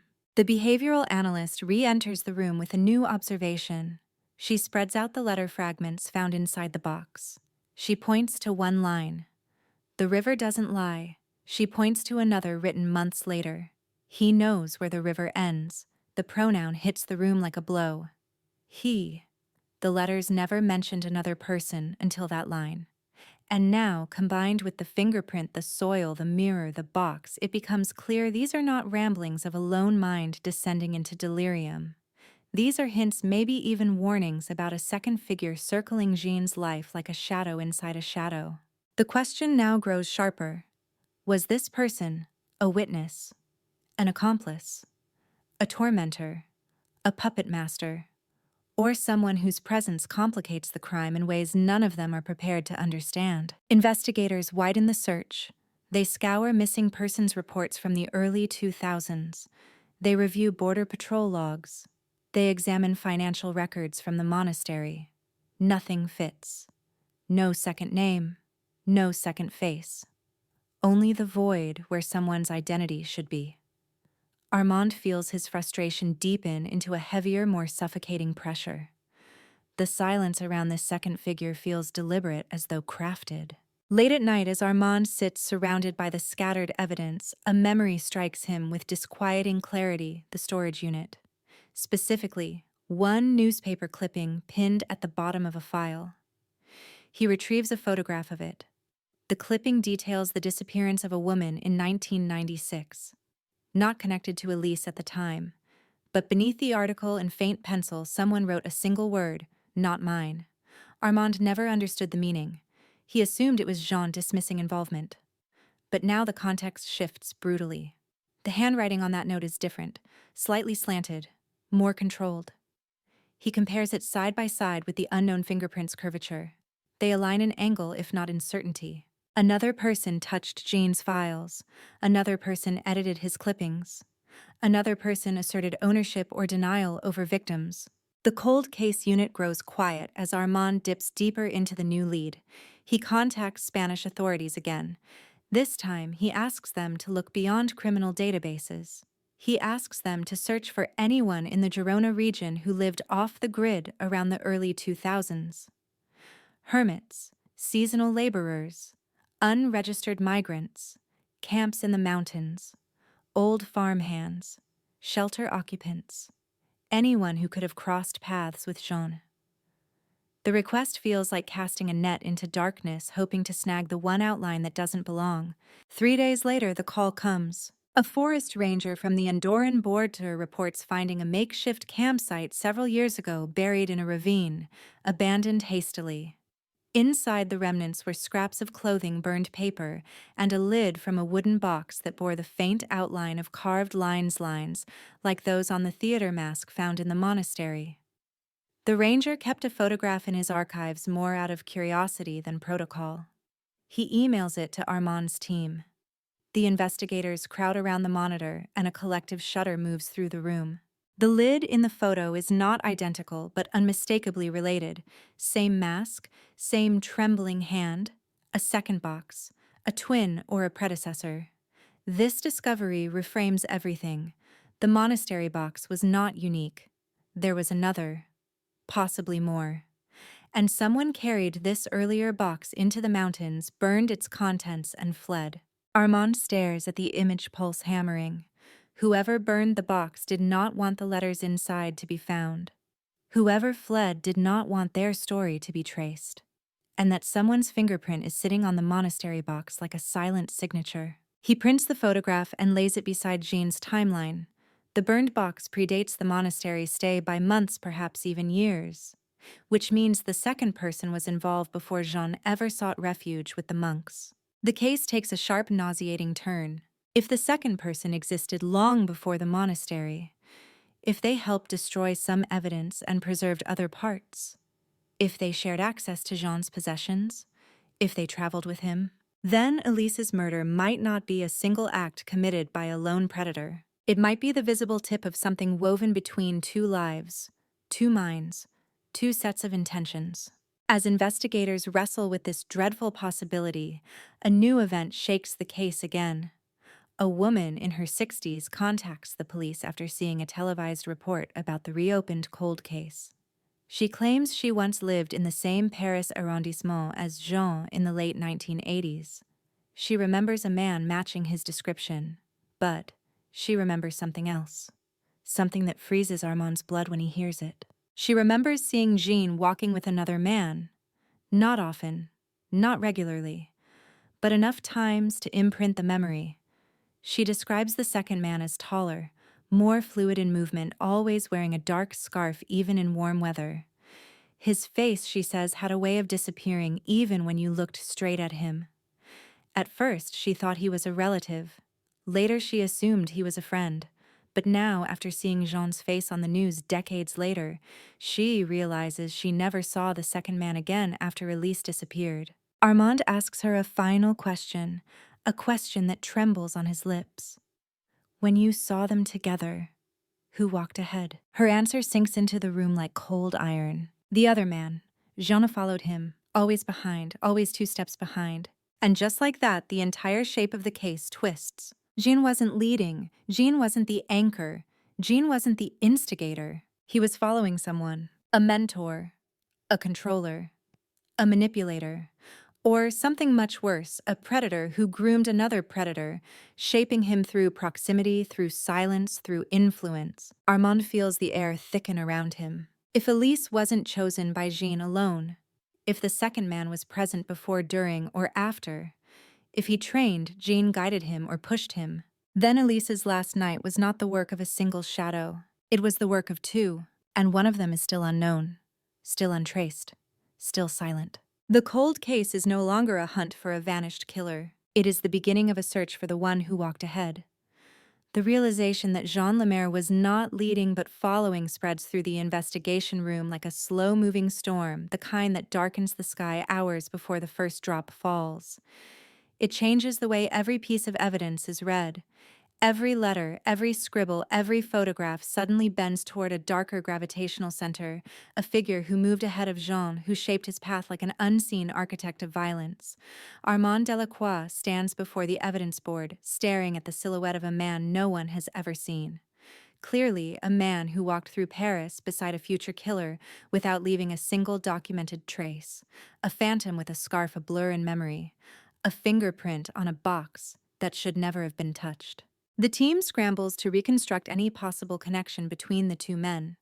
They analyze residency records, job histories, distant cousins, neighbors, parish registries.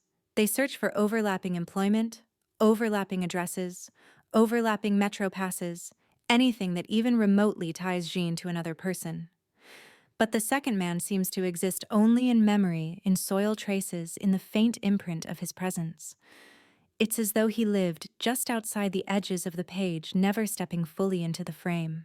Armand replays the testimony of the elderly woman, the one who saw them walking together in the 1980s, the one who recalled Jean always trailing behind.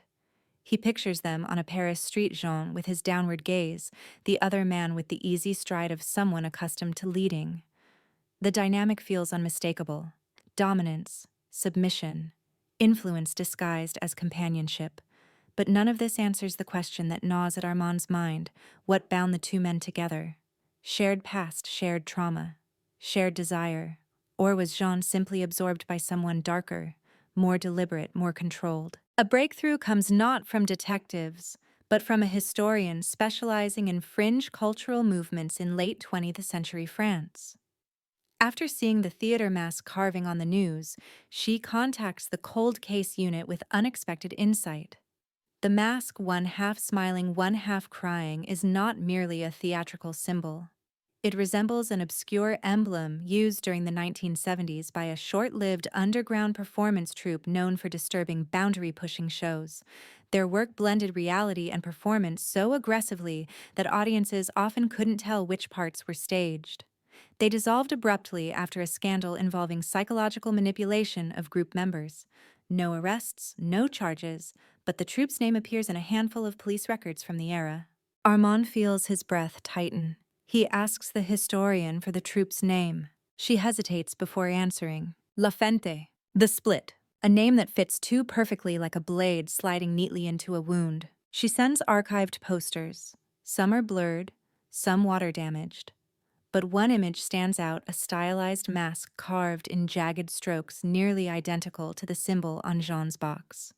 The troupe performed in abandoned buildings, underground venues, and fringe festivals. Their philosophy revolved around breaking the self-shattering identity, descending into silence phrases eerily reminiscent of Jean's letters. If Jean encountered La Fente at any point in his youth, it could explain the fractured symbolic language in his writings.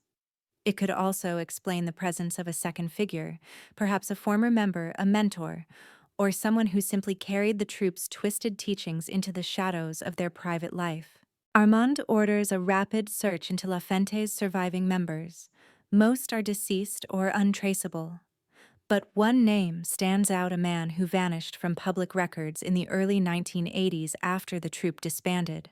No known relatives, no forwarding address, no tax filings for the past 4 decades. His name, Lucien Morel. The room freezes.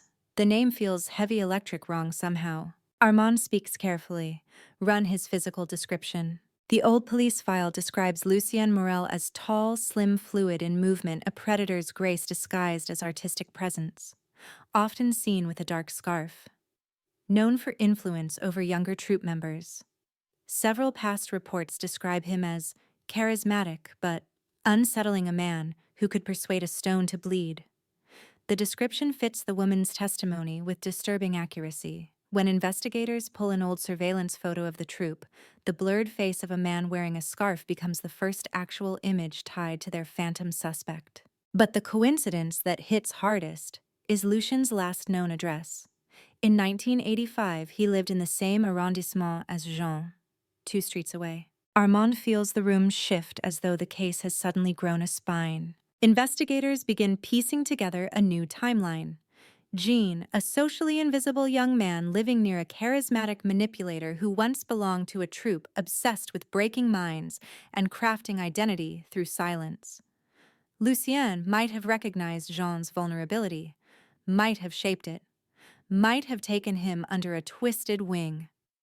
And years later, when Jean spiraled into violence, Lucien might have remained just out of sight, watching, guiding, or simply letting him fracture alone while preserving access to his secrets.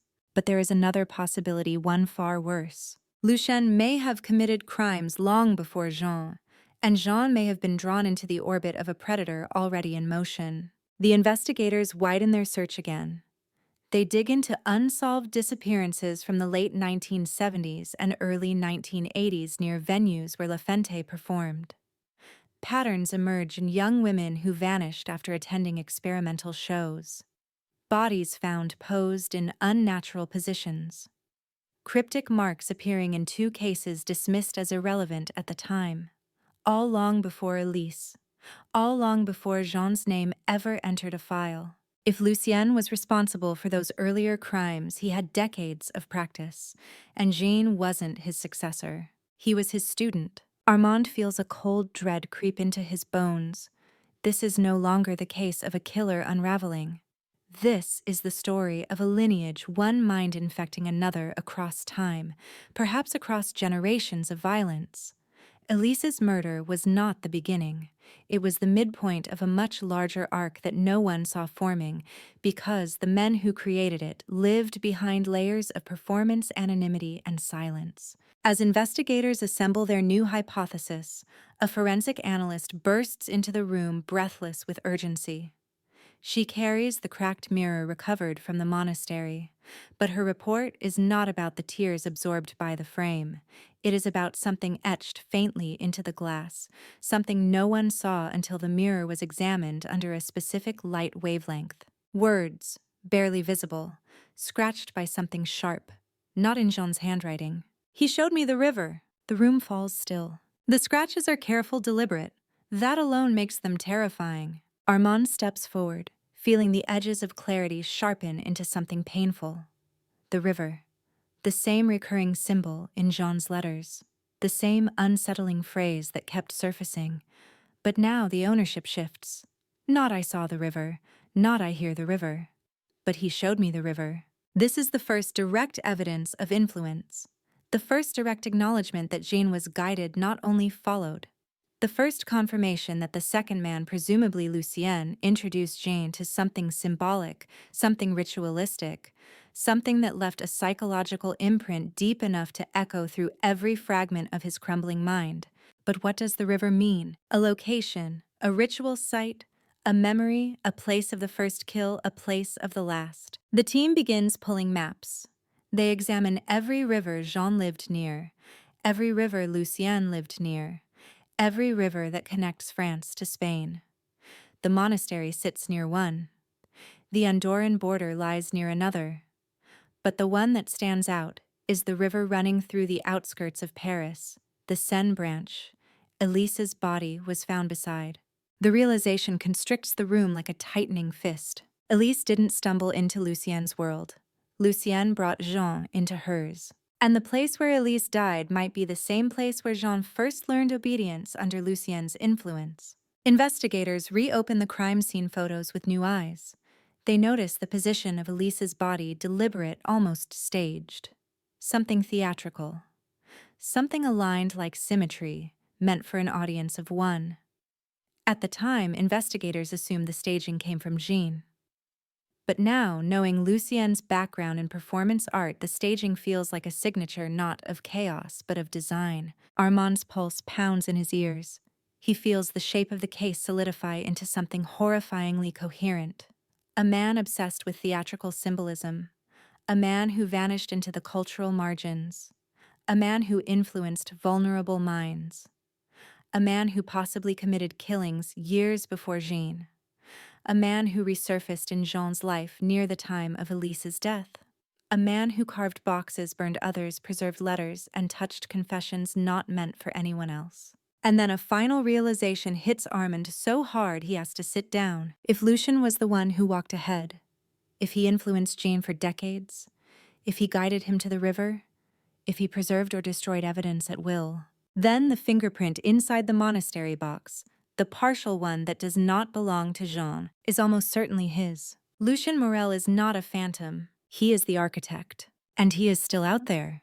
The name Lucien Morel spreads through the cold case unit like a whispered curse, a shape forming slowly in the minds of the investigators, a silhouette stepping out from the fog of decades-old shadows. Armand Delacroix studies the blurred archival photo of the former performance artist.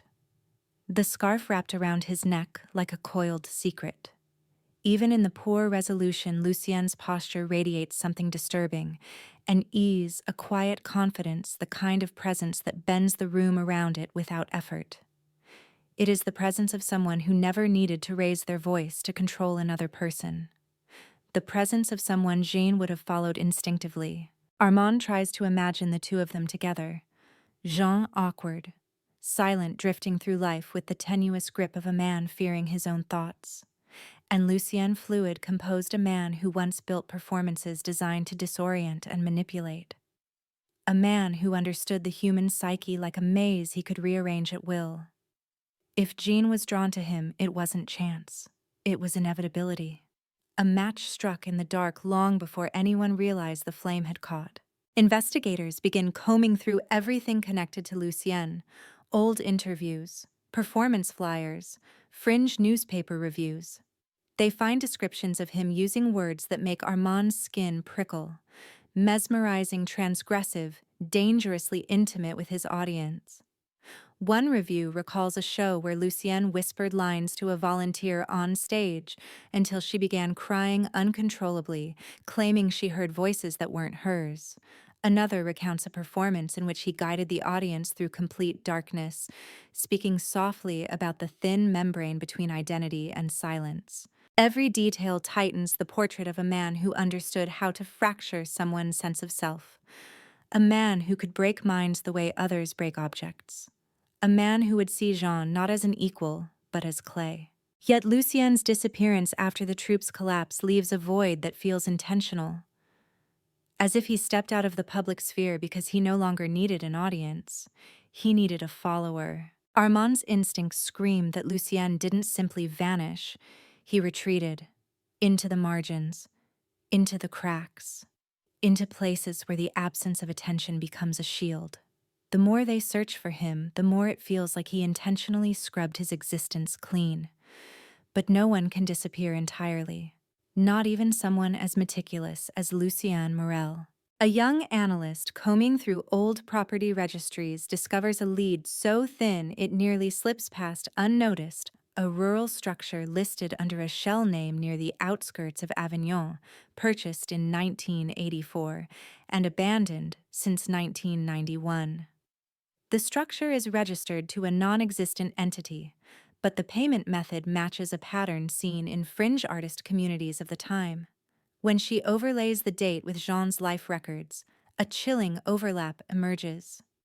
Jean worked 2 temporary jobs in Avignon during the same year, and the walking distance between his lodging and Lucien's property is less than 10 minutes.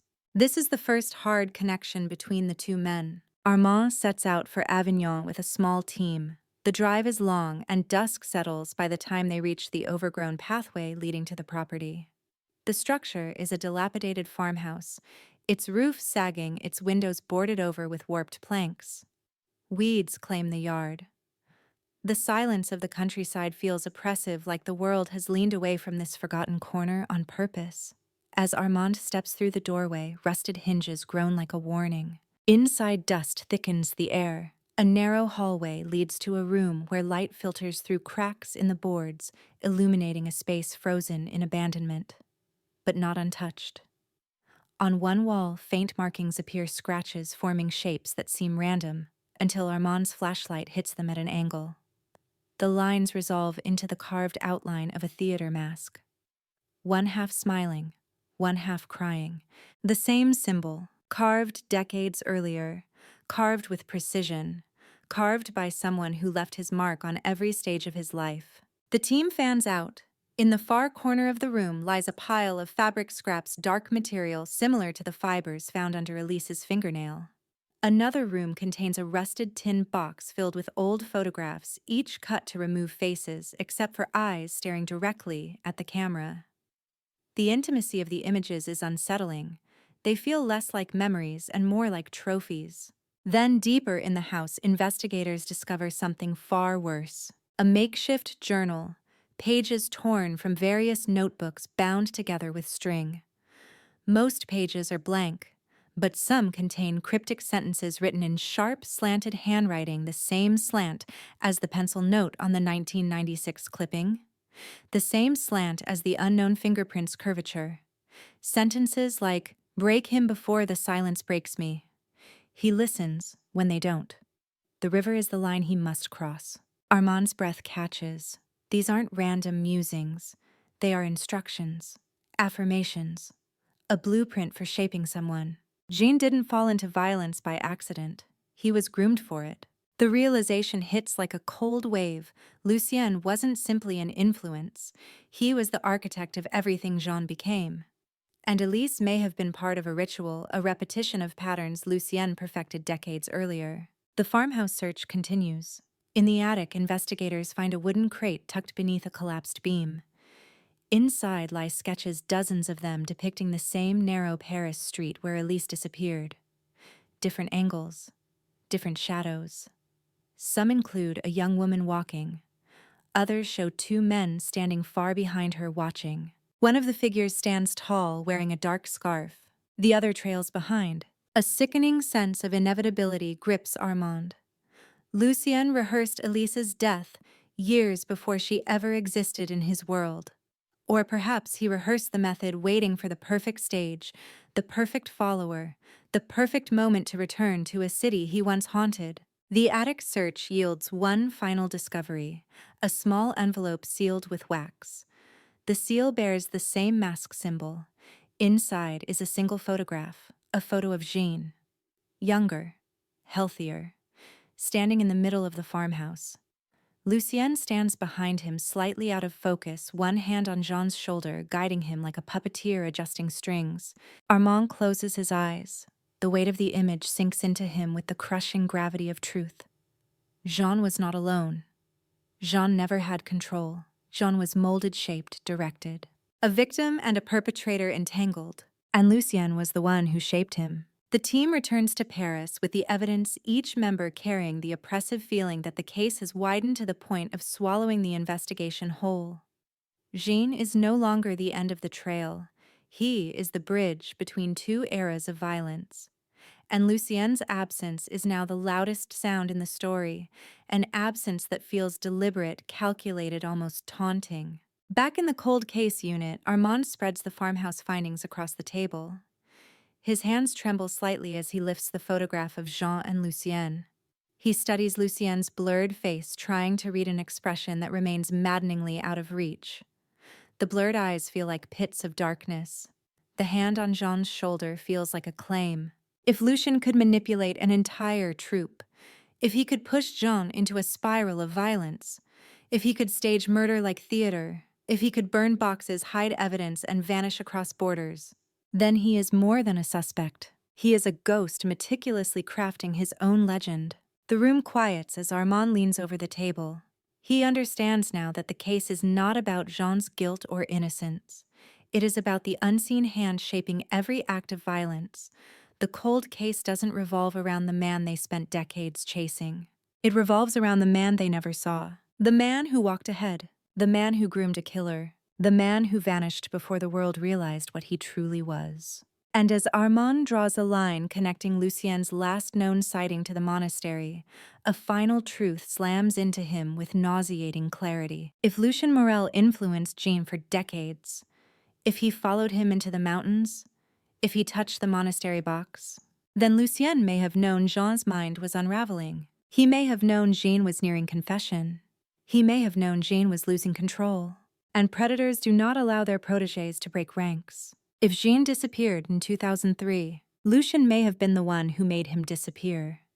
The idea that Jean didn't simply vanish but was removed settles into the investigation like a poison, slow and invasive, seeping into every theory, every late-night conversation, every line of ink on the whiteboard. Armand Delacroix stares at the web of strings and photographs, at Jean's blurred face, at Lucien's half-formed outline, and feels something he hasn't felt in years of chasing ghosts' rage. Not at Jean, not anymore, but at the man who sculpted him in the dark and then cut the strings when the puppet began to speak. Elise's name written in thick black marker near the center feels less like the core of the case now and more like a point on a much longer, much older line of damage. The team moves like a machine running hot. Analysts cross-check Lucien Morel's last known movements with old train schedules, credit remnants, tax ghosts, anything. They pull archival footage from fringe festivals, grainy tapes of performances in abandoned warehouses where faces half disappear in flickering stage light. In several clips, Lucien's voice cuts through the darkness, a low, hypnotic cadence speaking about the courage to step off the edge of who you are.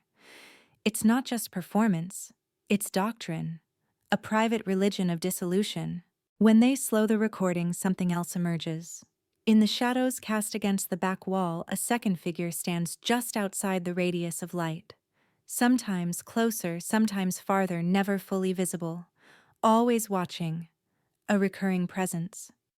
The analysts isolate still frames and enhance them until the pixels warp. In some frames, the height and posture resemble Jean. In others, the shoulders look broader. The uncertainty gnaws at the team, but one thing is unmistakable. The concept of a follower wasn't new to Lucien. He built his entire act around breaking people open and filling the cracks with his voice. Armand feels a question forming with a weight he can hardly bear. How many Jean Lemaire types did Lucien collect? How many did he discard?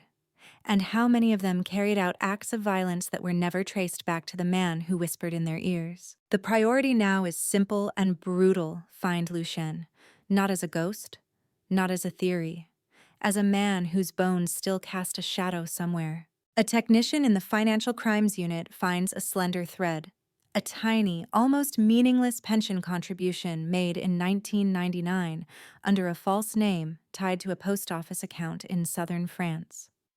The false name is easily broken by pattern analysis. It echoes letters from Lucien's real name, rearranged and clipped. It isn't a mistake. It's a smirk. The contribution stopped abruptly in 2003, just like the payments for the Montreuil storage unit. Just like the hospital stay. Just like Jean's footprint on the world. Everything breaks in 2003. The team digs deeper into that year, peeling it apart month by month, day by day. They reconstruct the weeks leading to Jean's hospital admission, his panicked letter to the police, his retreat to the monastery. Each step looks less like coincidence and more like an escalation, someone losing the battle inside their own head. someone trying in their fractured way to break free of the person who held that invisible leash.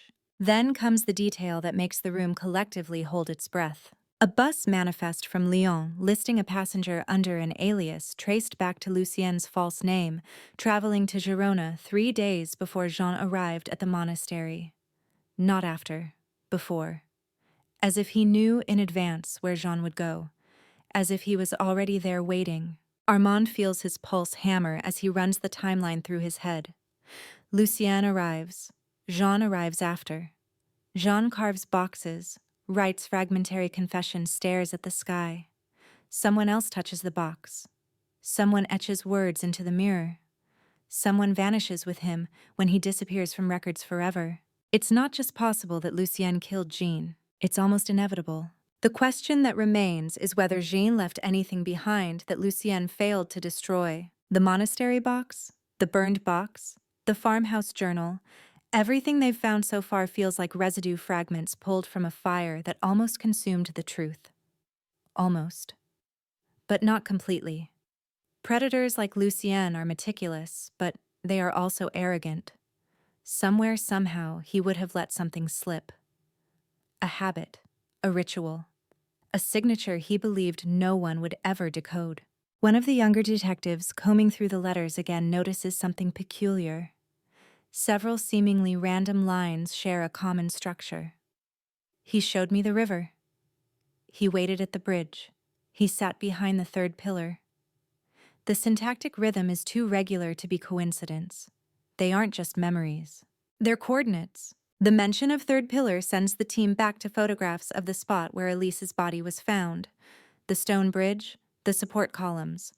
In one photograph taken years after the murder, a faint chalk mark appears on the third pillar, barely visible, almost entirely washed away by time and rain. No one noted it then. No one realized it could be deliberate. Now it looks like a mark left for someone who knew how to read it. The team revisits the site at dawn. The air along the water is knife-sharp, carrying the metallic tang of the river that saw too much and said nothing. Armand runs his fingers across the weather-smoothed pillar, tracing the faint memory of chalk. He imagines 2 men standing here years earlier, one teaching, one learning, one seeing a river, the other seeing a line he cannot uncross. A crime scene technician scans the base of the pillar with modern equipment. At first, the readouts show nothing, just stone and damp and the slow insistence of time. Then, near a crack where the pillar meets the ground, something faintly responds, metallic residue, old, microscopic. They scrape it carefully. Back at the lab, analysis reveals it a flake of corroded brass. The same alloy used in the frame of the cracked mirror. The realization slams into them. The mirror wasn't just an object of obsession. It may have been used here. Maybe held. Maybe thrown. Maybe retrieved. Maybe pressed into flesh. And suddenly the ring-shaped burn on Lucien's arm, the pressure mark on Elise's wrist, the tears soaked into the mirror's frame, the etched sentence. He showed me the river, all converge into a single image. A ritual at the water's edge. A predator, making a follower watch. A mirror forcing someone to see themselves as the instrument of harm. A teacher weaponizing reflection until it breaks. Armand grips the edge of the table as the lab report lands in front of him.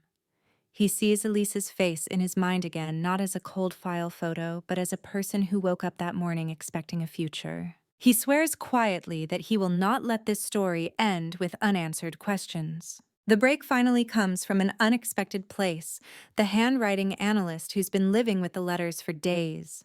She arrives with dark circles under her eyes and a folder thick with annotations. She's been comparing not just Jean's handwriting and Lucien's, but the micro-evolution of both over time. And she has found something no one else saw. Hidden in the spacing between certain lines on one of the monastery pages in the seeming chaos of Jean's scrawl, there is a pattern of slightly elongated gaps. When read as a separate line letter by letter, those gaps correspond to specific characters. It's a cipher, a message buried inside a message. When decoded, the hidden line reads, "He is not the last." The room goes cold. Armand feels his stomach drop. If this is real, and every instinct tells him it is, it means Jean knew at least in part what was happening. He understood that he wasn't unique, that there were others before him, maybe others after. It also means something far more chilling. Jean wasn't just writing to himself. He was trying to warn someone. Maybe the police. Maybe anyone who might one day break the seal on his buried words. The analyst continues. The same cipher appears on one more page, faint and complete. The letters spell out only, "Look under," and then trail into scribbles, the line broken. The thought interrupted. Under what? Underwear? Under who? The team revisits the monastery inventory, searching for anything that might have been under something else. Storage logs, cellar layouts, floor plans. Nothing jumps out. Then Brother Mateo calls from Girona with something he failed to mention earlier. In the room where Jean slept, there was a loose floorboard once repaired years later when the wood began to warp. No one ever looked under it. No one thought to. Armand is already booking a flight before Mateo finishes speaking. The return to the monastery feels different this time, heavier, as though the building itself is holding its breath. The cell where Jean once slept is small, austere. The bed frame bare, the window narrow. Quiet hums in the air like something alive. Armand kneels on the floor, fingers brushing over planks worn smooth by years of footsteps and prayer. Mateo points to the board that was replaced. The wood is slightly newer, the grain different. They pry it up. Underneath, wrapped in cloth darkened by time and dust, lies a thin bundle. Armand lifts it with a care usually reserved for relics. The cloth unfolds like old skin. Inside is a cassette tape labeled in shaky handwriting with a single word. River! The room seems to contract around that word. The tape is fragile, the plastic brittle. They don't risk playing it on an old machine. Instead, they transport it under guard to a forensic audio lab in Paris, where specialists coax the sounds from its magnetic memory like breath from a sleeping lung. The first attempt produces only hiss, then faint scraping. Then, after cleaning and recalibration, something begins to emerge. A voice. No two voices. One low-controlled, one strained trembling. The lab enhances the audio, filtering the noise, isolating the frequencies. Slowly, unquestionably, the conversation becomes clear. The controlled voice is Lucienne. The trembling voice is Jean. The tape is not a random recording. It isn't a rehearsal. It isn't therapy. It's a confession, and it was never meant to be heard by anyone except the man holding the mirror. But decades later, after dust, after silence, after borders and burned boxes and vanished men, that hidden confession is finally breathing again. The Paris 1987 cold case is no longer just emerging from the past. It is about to speak. The sound that finally pours from the resurrected cassette is not clean, not sharp, not the crisp clarity of modern recordings. It comes in waves of static and breath. The hiss of old tape winding back time, the ghost of a machine that no longer exists in the world. But beneath the noise, beneath the crackle and the faint warping of magnetic memory, there is a voice, then another. And every person in the audio lab leans closer at once, as if proximity alone could make the truth arrive faster. For a long moment, there is only wind. Low, restless passing over something hollow. Then the distant rush of water, steady, insistent, unmistakable, a river swollen with secrets. The technicians isolate the frequencies, comparing them against known rivers, their signatures, their echoes between stone walls and open banks. One of them nods slowly, the look on his face telling Armand what he already suspects. The sound does not belong to some distant foreign landscape.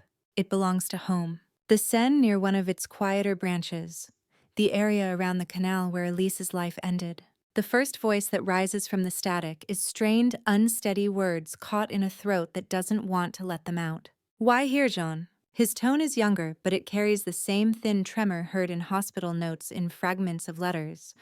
A man afraid of his own questions. The second voice arrives like a blade wrapped in silk. You know why, Lucienne. Calm, controlled, devoid of effort. The kind of voice that makes any answer feel inevitable. The lab tech slows the playback by a fraction enough to separate the whispers from the wind.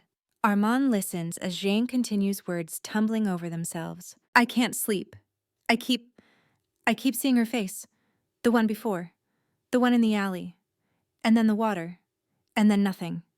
It doesn't stop. Lucian's reply comes with a softness that feels more dangerous than any shout. That's because you're still clinging to the wrong moment. You hold on to the fall, not the step. You can't blame the river for what you chose to drop into it. Armand's jaw tightens. He can almost see them now, 2 silhouettes at the water's edge. One rigid one relaxed, the tape recorder resting somewhere between them, capturing words never meant to be judged by anyone else. Jane's breath shudders audibly. I didn't choose. You told me. A pause. Boots scraping on stone. The sound of someone shifting their weight. I showed you, Lucienne corrects, not unkindly. I opened a door. You walked through it. That distinction matters. The technicians exchange glances. Armand raises a hand for silence. The river roars louder for a moment, as if offended. Then Jean speaks again, voice fraying. She screamed. You said she wouldn't scream. She screamed because she saw herself. Lucienne replies. They always scream when they see themselves clearly for the first time. That isn't the harm. That's the truth. The harm comes after when you deny what you saw. The words slide into the room like oil. Armand feels something twist in his chest. This isn't a simple confession. This is doctrine. This is the same language carved into pages, burned into wood, scratched into glass. A philosophy of violence dressed as revelation. The tape crackles. Faint footsteps echo against stone. The water keeps speaking beneath everything. Jean's voice drops to a whisper, almost swallowed by the hiss. What if someone heard? What if someone saw? There were lights. A car. I remember headlights. I remember eyes. There are always eyes, Lucian says quietly. They forget. They misremember. They turn what they saw into something they can live with. People will walk past a woman lying by the water and convince themselves she fell. People will keep sleeping beside their own darkness as long as no one forces them to wake up. That's the weakness you've never understood. The lab tech marks the time code. Every phrase is evidence. Every phrase is also a knife. Jean's reply comes out choked. I felt her hand. Under the water. I felt her fingers slip. And then nothing? I didn't mean. You meant to follow through. Lucian cuts in, not cruel, not angry, simply factual. That's all that matters. She didn't drown because she slipped. She drowned because you didn't pull her back. You can rewrite that in your head as much as you like, but the river doesn't negotiate. It only receives. There it is. The river. The same metaphor repeated across letters and scratches and carved symbols. The same image that haunted Jane's subconscious long after the body was pulled from the bank. The same word embedded in the title on the tape. Armand closes his eyes briefly. He can feel Elise there now, not as a file, but as a presence. A woman walking beside the dark water, a hand grabbing her, a struggle, a moment where someone could have stopped. And someone chose not to. The audio shifts. The wind grows stronger, gusts slapping against the microphone like a warning. Somewhere overhead, a vehicle crosses a bridge, metal rattling tires, scraping, but the pitch is distinct. When matched later against city infrastructure records, it will place them under one specific structure. A narrow bridge near the canal, a place the original investigation never fully mapped because the focus was on the immediate area around the body, not the path leading there. The tape keeps rolling. I wrote to them. Jean blurts suddenly, words rushing as if scared they will be taken back. I wrote to the police. I told them it wasn't supposed to happen like that. I told them you. Static jumps for a second as if the tape itself flinches. Lucian's voice returns softer now, almost intimate. And yet here you are still speaking to me instead of them. That tells me where your truth actually lives. The silence that follows feels suffocating. Even through the speakers, the weight of it presses on the chest. I hear them at night, she murmurs. The ones before, the girl at the station, the one by the theater, the one in Bordeaux. I hear them when it's quiet. That's why I came here. I thought the silence would... He trails off. Silence doesn't erase faces, Lucian says. It only makes them louder. You came here because you finally understood something. You're not built for half measures. Either you cross the river completely or you drown halfway. That's why I showed you this place, to help you decide. A seagull calls somewhere distant. The river responds in a lower tone. The tape crackles. The sound of metal, perhaps the mirror being lifted. Look, Lucienne says, you keep insisting you didn't mean to do it. You keep clinging to this fantasy of yourself as a man carried along, pushed, forced. So look, tell me what you see. A pause. Then the faint clink of glass. I don't want to, Jean whispers. You already did, Lucienne replies. You just refuse to acknowledge it. Look at the water. Look at the mask. They're the same thing. Footsteps shuffle. Cloth rustles. A breath stutters. The lab enhances the next few seconds until Jean's voice emerges thinned by dread. I see. I see her. Behind me. I see her eyes. I see my hand on her wrist. I see. The sound fractures into something raw. Not quite words. Not quite a sob. Something between. Lucien is quiet for a long moment. When he speaks again, the tone has shifted. Less instruction, more verdict. That is who you are. You can't return to not knowing it. You can't go back to being the man who just watched, who just followed. You crossed the line that night. You can't uncross it. The phrase lands like a gunshot. The man who just followed. The distinction is subtle, but lethal. Jean wasn't always the one acting. Once he observed. Once he walked behind someone else. Once he watched someone else bring harm. The tape catches Jean's next sentence through a veil of noise, but the enhanced version renders it cruelly clear. It wasn't me the first time, he rasps. You said I just needed to watch. You said I wasn't ready. You said the one in the alley was your responsibility. The river girl was mine. Armand's hands curl into fists. The one in the alley, not Elise. Someone earlier. Someone never found or found and misread. Someone whose file is buried under a different year, a different name, a different theory. The case just widened again, bleeding out to swallow yet another life. Lucien doesn't deny it. He doesn't correct him. He doesn't even hesitate. We each carry what belongs to us, he says calmly. I took mine. You took yours. The difference is I accepted that a long time ago. You're still clinging to the idea that you stumbled. You didn't stumble, Jean. You stepped. The river's rush rises as though offended by the calmness of the exchange. The tape stutters, skipping ahead a tiny fraction, a sign of age, not edit. When it stabilizes, Jean's voice has changed. There's something in it now that wasn't there before, a frayed edge giving way. A man standing at the lip of a truth he cannot live with. I can't do it again, he says. I can't follow you anymore. I can't keep hearing them. I thought if I came here, if I told someone. You told the wrong person, Lucienne answers almost gently. You told yourself. You carved words into boxes like charms. You scratched at glass like a man trying to dig his way out of a reflection. But you never finished the sentence. You never put a name where it mattered. I put mine, Jean protests faintly. Exactly, Lucienne says. You blamed yourself in the dark and kept me clean in the light. Do you know what that makes you? A long pause stretches taut as a wire. A shield, Lucienne continues. You're not a threat to me, Jean. You never were. You're a buffer. A story they can wrap their hands around while the other story, my story, passes through their fingers.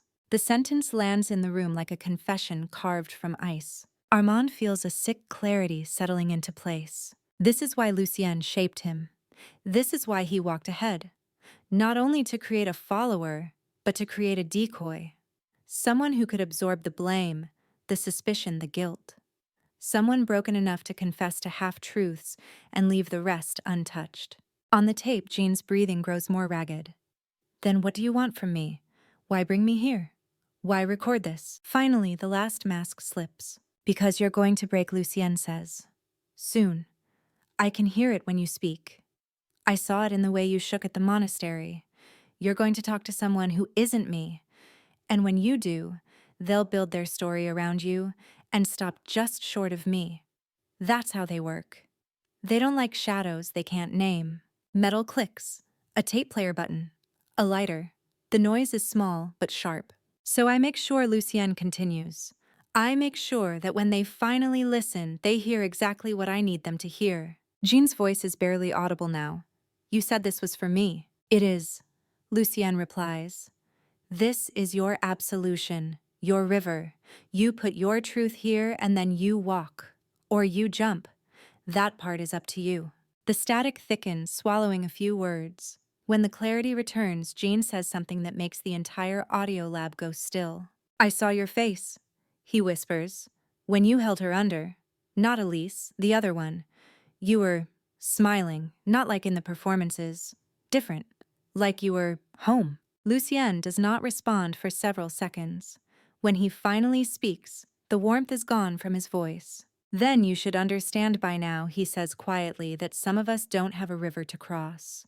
We are the river." The tape whines, a mechanical stop, silence. Then the faint sound of something being set down. Footsteps retreating. Wind pulling at the microphone one last time. The recording ends. In the lab, no one moves. The hidden confession has finally emerged. Not as a neat signed statement, not as a letter addressed to authority, but as a twisted ritual between predator and protege at the very place a life was taken. For the first time, the Paris 1987 case has undeniable proof of two men at the river. Two sets of choices, two arcs of guilt. One who stepped, one who watched, one who drowned a woman, and one who made sure the world never saw his hands on her skin. Armand looks at the darkened waveform on the screen. The jagged peaks and valleys of sound turned into lines. Now the river has spoken. The question is whether anyone will have the courage to follow it all the way to the man who called himself its source. The waveform on the screen freezes like a heart caught mid-beat, its jagged outline suspended in blue against the dark. No one in the audio lab speaks. Even the machines seem to fall quiet, fans humming softer, as if the room itself understands that something irreversible has just been dragged up from the depths. The tape is no longer an artifact. It's a voice, a moment, a confession carved in sound. And it doesn't just belong to Jean. It belongs to the man who sat beside him at the water's edge and calmly declared himself a river. When the silence finally breaks, it does. So in small sounds, breaths being released, chairs shifting, pens clicking back into motion. The technicians start copying the digital file to multiple secure drives, backing up the audio as if afraid it might evaporate under the weight of what it reveals. Armand Delacroix stands back from the console, feeling something strange spread through his chest. It isn't victory. It isn't relief. It's a heavy, exhausted kind of clarity. The kind that arrives not as light, but as a darker, sharper shadow. For the first time, there is proof of Lucien's presence at the river. Proof of his influence. Proof that Elise did not die alone with one man. There is no more room for doubt, no more room to pretend the cold case is a tragic anomaly. It's part of a design. It's part of someone's script. The recording is transcribed word for word, every hiss marked, every pause measured. The speech patterns are compared against the few surviving audio clips from La Fente's performances. The match is chilling. Same cadence, same rhythm, same way of turning an accusation into a philosophy. We are the river. The line appears nowhere in Lucien's printed work. It exists only here in this conversation, in this crime. The prosecutor's office convenes an emergency meeting. They gather in a windowless conference room, walls lined with files from other lives, other tragedies, each one waiting its turn for justice or abandonment. Armand plays the tape. He doesn't introduce it. He doesn't frame it. He simply hits play and lets the river speak. Some of the officials flinch at the rawness of it. Others sit rigid, hands steepled under their chins, eyes blank in the practiced way of people who've heard more confessions than most. But even they can't conceal the slight tightening of their jaw muscles when Lucien's voice calmly divides responsibility between the one in the alley and the river girl. When he says almost patiently that people prefer a story they can close around one man instead of reaching for a shadow they can't. The tape ends. Silence folds in. The chief prosecutor clears his throat. He says what everyone is thinking. We have proof of complicity. But do we have enough for anything that will matter in a courtroom if he's even alive? That's the hinge everything now swings on. Lucien might already be dead. He might be living under yet another false name.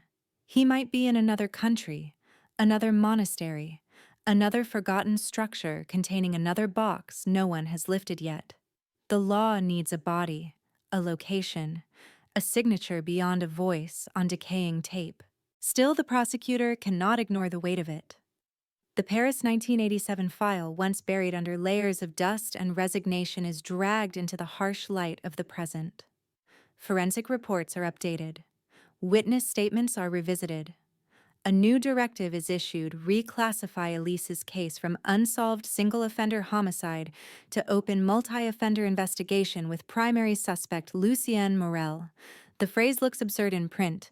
It reads like a ghost's name penciled into a ledger decades too late. Outside the system, the city begins to stir. Word of the hidden tape leaks first as a rumor, then as a headline.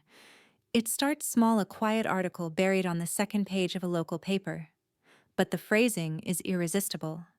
New audio reignites 1987 cold case, Two Voices by the River. The story is picked up, amplified, warped, repackaged in faster, rougher forms. Talk shows ask if justice can be served after so long. Comment sections fracture into arguments about guilt, influence, madness, and control. Old theories resurface. New ones sprout overnight. Elise's family, older, now faces cameras they never wanted to see again. Her mother's hair is gray, her voice softer, but her eyes hold the same hollow space they did the day she identified her daughter. She listens to a curated excerpt of the tape, lips pressed so tightly together they almost disappear. When asked how she feels now that new leads have emerged, she answers with a quiet, devastating sentence: "I didn't need another man to blame. I needed one moment where she lived." The interview circulates for days. Armand watches it alone in his office. He turns the volume down halfway through. He doesn't need to hear the questions. He's already read them in the case notes written decades ago by men who believed they were closing something. He knows that every new truth they uncover sits on top of a bedrock of pain that doesn't care about names, timelines, or legal burdens of proof. Elise remains dead. That fact never changes. But the story they tell about how she died does. And stories shape ghosts. The task force dedicates itself fully to the hunt for Lucienne. They contact foreign police forces, dig into visa records, asylum petitions, border footage. They revisit the Andorran Ravine campsite this time, with full teams and dogs searching for any sign that someone might have died there. Bones, fabric buttons, metal artifacts. They find nothing. The earth has taken whatever it wanted, or Lucienne never died there at all. An analyst in Girona unearths a small but piercing detail: a land registry for an unremarkable building near the edge of town, acquired by a trust with no clear owner, used sporadically for artistic retreats. It was leased several times between 1998 and 2003 to individuals using false names. One of those aliases shares a handful of letters with Lucienne's real name. Another shares letters with Jean's. The building has been empty for years. The current landlord claims he doesn't remember the tenants. Just quiet men, he says. Always leaving before dawn. Always paying in cash. The search of the building turns up almost nothing. A cracked sink, dust, a faint smell of paint. But in one room, on the underside of a windowsill, someone has carved a small, shallow line, a wave. Not enough to register to anyone else. Not enough to mean anything in a world that hasn't heard the tape. To Armand, it feels like a signature. Investigators catalog it, photograph it, add it to a case file already thick enough to choke on. They cross-reference missing persons near Girona, looking for patterns. Disappearances, women whose names might one day be linked to the girl in the alley Jean mentioned. But time has scattered documentation like ashes. Some families never filed reports. Some police forces never connected dots. Some lives simply slipped into oblivion without making a sound. Back in Paris, the prosecutor wrestles with a decision that has less to do with evidence and more to do with conscience. He can't arrest a ghost. He can't prosecute a name that may never respond to summons.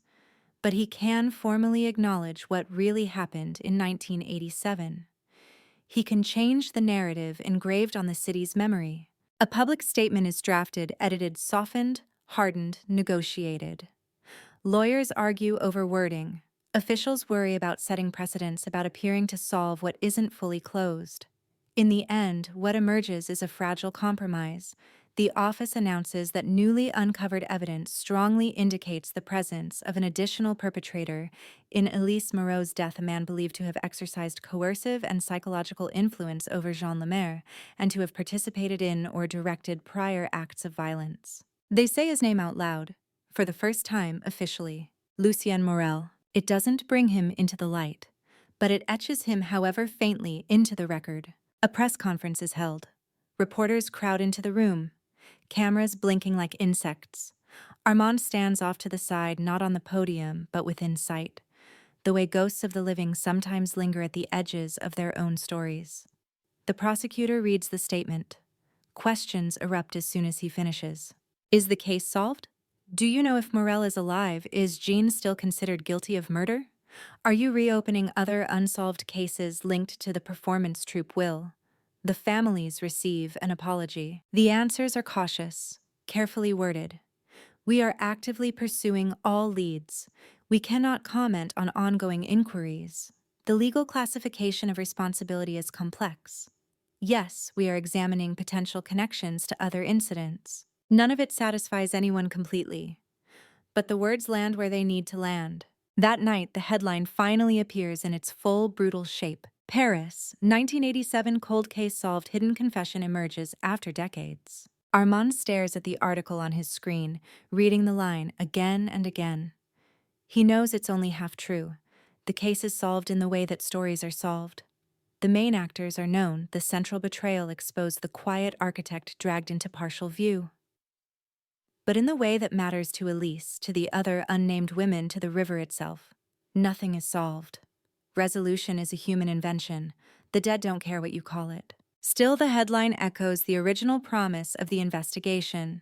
A promise he once made to a younger version of himself walking along the canal, rage and guilt knotting his stomach as a body bag was lifted into a van. We will find who did this. It just turned out to be more than one man. In the weeks that follow, letters begin arriving at the cold case unit.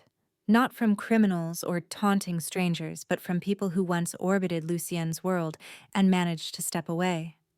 Former troupe members, former partners, former admirers, who now realize the unease they felt decades ago was justified. None of them can place him in recent years, but their testimonies align in one unsettling way. They all describe his gift for stepping into someone's mind and rearranging the furniture until they couldn't tell which thoughts were theirs and which were his. He made silence feel like a home, one letter reads, and then he turned it into a trap. Those letters are added to the file. They serve no immediate legal purpose, but they complete the picture. One evening, long after most of the office lights have gone dark, Armand returns to the tape. He listens not as an investigator now, but as a man trying to understand the echo of two lives colliding beside the water. Jean's stuttered fear, Lucien's smooth cruelty, the river's steady indifference. He imagines another timeline, one where someone noticed Lucien earlier, one where a woman, leaving an underground performance, shook off the strange chill crawling up her spine and filed a report. One where a young, fragile man named Jean met someone who wanted to mend his fractures instead of widening them for sport. He knows that timeline doesn't exist, but he lets himself stand in it for a moment, just long enough to feel what it might have saved. When he turns the tape off, the silence that fills the room feels different than the one that haunted Jean. This silence holds names. It holds evidence. It holds a headline that finally names the river's architect. The case isn't finished. It may never be, not in the clean courtroom sense. Lucien still hasn't been found. Some of his victims have no names yet. Some will never get them. But the story that once hid behind the words unsolved cold case now has shape-weight voice. And somewhere in the city along the canal, where tourists now take photographs and couples lean against railings without knowing what the water once held, the air feels fractionally less heavy. Not because justice has arrived, but because the lie that lived there for decades has been broken in two. The river remembers. Now, finally, so does everyone else. The file that once sat in a forgotten drawer now lives in a locked cabinet with a red tag and a new classification, but paper doesn't change weight just because you write a different word on the front. It still feels heavy when Armand lifts it. It still creaks when opened. It still exhales the same smell of dust ink and something else, something like a cold place underground that hasn't seen light in a long time. Years have passed. The city has changed around the case the way rivers change their banks without asking permission. New cafes stand where old shops once kept their metal shutters half closed through the winter. Young officers move through the corridors with quick steps and bright eyes that haven't yet learned the tired geometry of unsolved cases. They nod respectfully when they pass Armand, but most of them know him not as the man who once knelt at the edge of a canal beside a body bag, but as the name printed quietly at the bottom of the memorandum that reopened a 1987 cold case and dragged a ghost into the present. He's older now. The lines around his eyes run deeper, like somebody pressed a thumb into his face and dragged downward. His hair has gone gray at the temples. His hands sometimes shake when he reaches for a pen, but not when he reaches for the tape recorder, that he handles steadily, as if it were the last fragile thread connecting him to the reason he never walked away.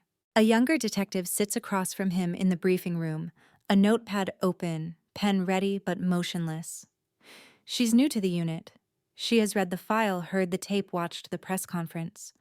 What she hasn't seen is the way the case sits in the room, even when no one mentions it. How the name Elise seems to hang in certain corners of the office like a breath no one quite releases. You should hear it in this room, once Armand says quietly, setting the small speaker on the table between them. Not just in the lab, not just on a screen. Here, where we decide what to do with it. He presses play. He doesn't need to. He could recite the conversation by heart, each word etched into his memory like scratches into glass. But he lets it play anyway, lets the river rush through the small speaker, lets Jean's trembling voice rise and tangle with Lucien's calm blade of a reply. The younger detective listens without interrupting, eyes fixed on the tabletop, jaw tight. She doesn't write anything down. There is nothing to write that isn't already carved into the sound. When it ends, the silence feels layered, present, past, and something else. The shadow of two men by the water.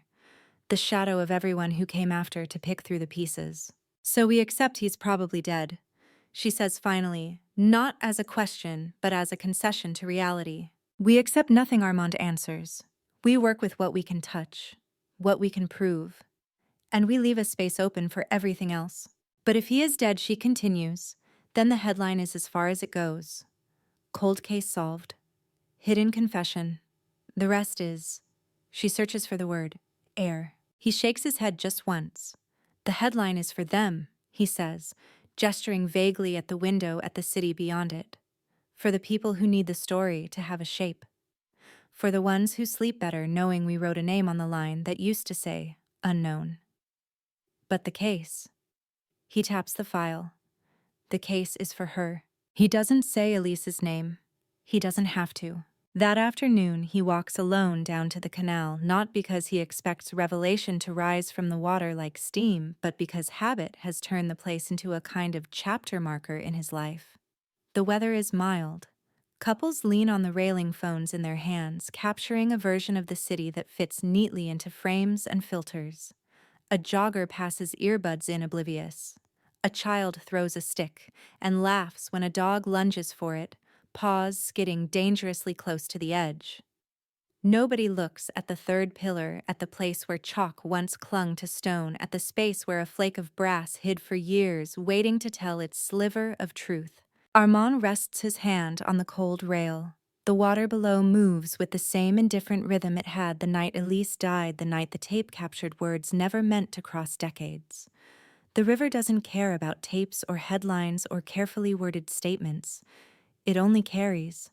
He closes his eyes and listens. Not to the real water, but to the memory of the recorded one. To the wind. To the scrape of boots. To Jean saying, "It wasn't me the first time," and to Lucienne saying, "We are the river," as if that were a simple, unavoidable fact. You can't arrest a sentence. You can't handcuff a philosophy. You can't lock away the idea that some people step off the edge and never come back, and others decide to live there permanently, becoming the edge for everyone else. He opens his eyes. A tourist nearby lifts a camera, framing the scene, trying to catch the way sunlight glances off the water. For a moment, the photographer's face reflects in the glass lens, warped and small. Then it's gone. Later that week, a letter arrives at the station. No return address. Postmarked from a town small enough to barely exist on the map. Inside is a single page handwritten in careful cursive. The message is brief. I saw him once, years after the troop ended. He was older, thinner, still wore the scarf. He looked at me like I wasn't a person, but a memory he was trying to place. I crossed the street before he did. I don't know if it was him you're looking for. I only know I didn't forget his eyes. There is no name at the bottom, no signature, just a final line. Some of us didn't drown.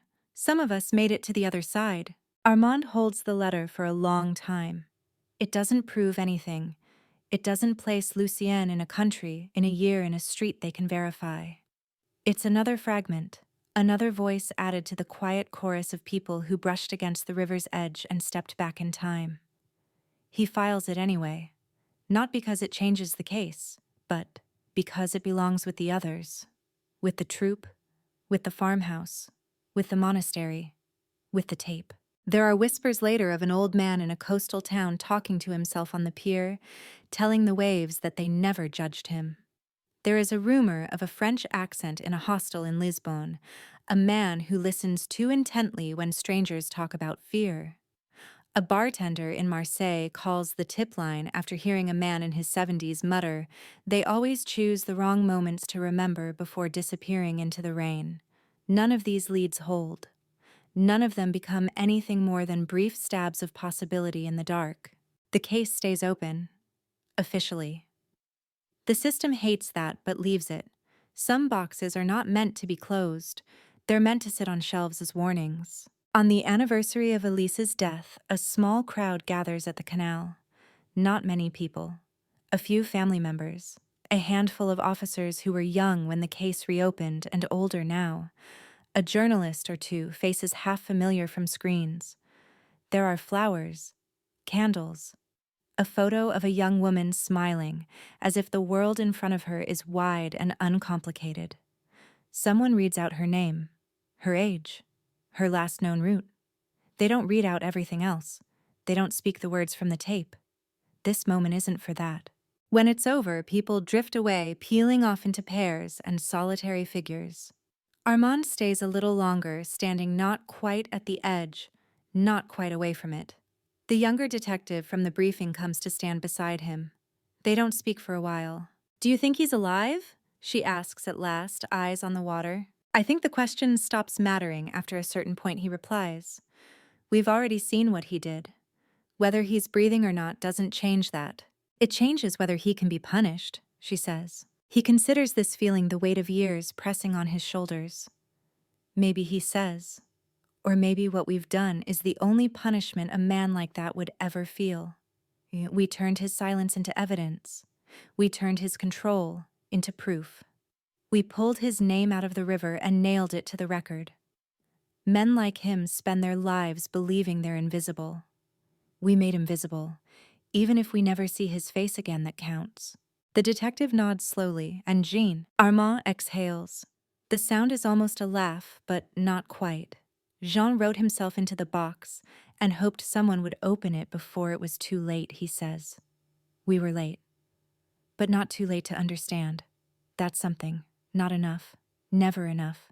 But something. They walk back toward the street. The noise of the city grows louder. With each step, traffic horns voices the endless pulse of a place that refuses to stop for any one story, no matter how devastating. People are still disappearing. New cases are being opened. Files are being started that someone else will read decades from now, tracing the same loops of failure and discovery and too late understanding. That night alone in his apartment, Armand opens the file one last time, not to review evidence, not to adjust timelines, just to sit with it, The headline clipping lies near the top, the bold black letters already beginning to yellow at the edges. Paris 1987 cold case solved, hidden confession emerges after decades. The words look almost obscene, almost triumphal, like a fanfare played in a graveyard. And yet they are also true in their own narrow way. The confession did emerge. It did cross decades. It did break the back of a lie that sat in the city's archives like a quiet infection. He slides the clipping back, revealing Elise's photo underneath.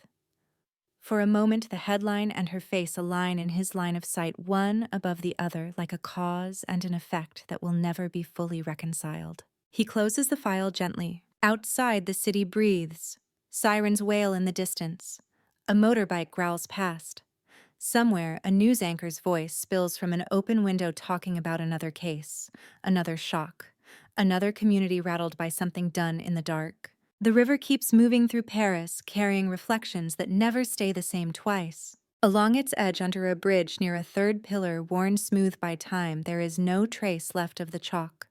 No glimmer of brass, no sign of the men who once argued about guilt and identity over the sound of water. Tourists walk above without slowing. Children lean over the rail to watch the ripples.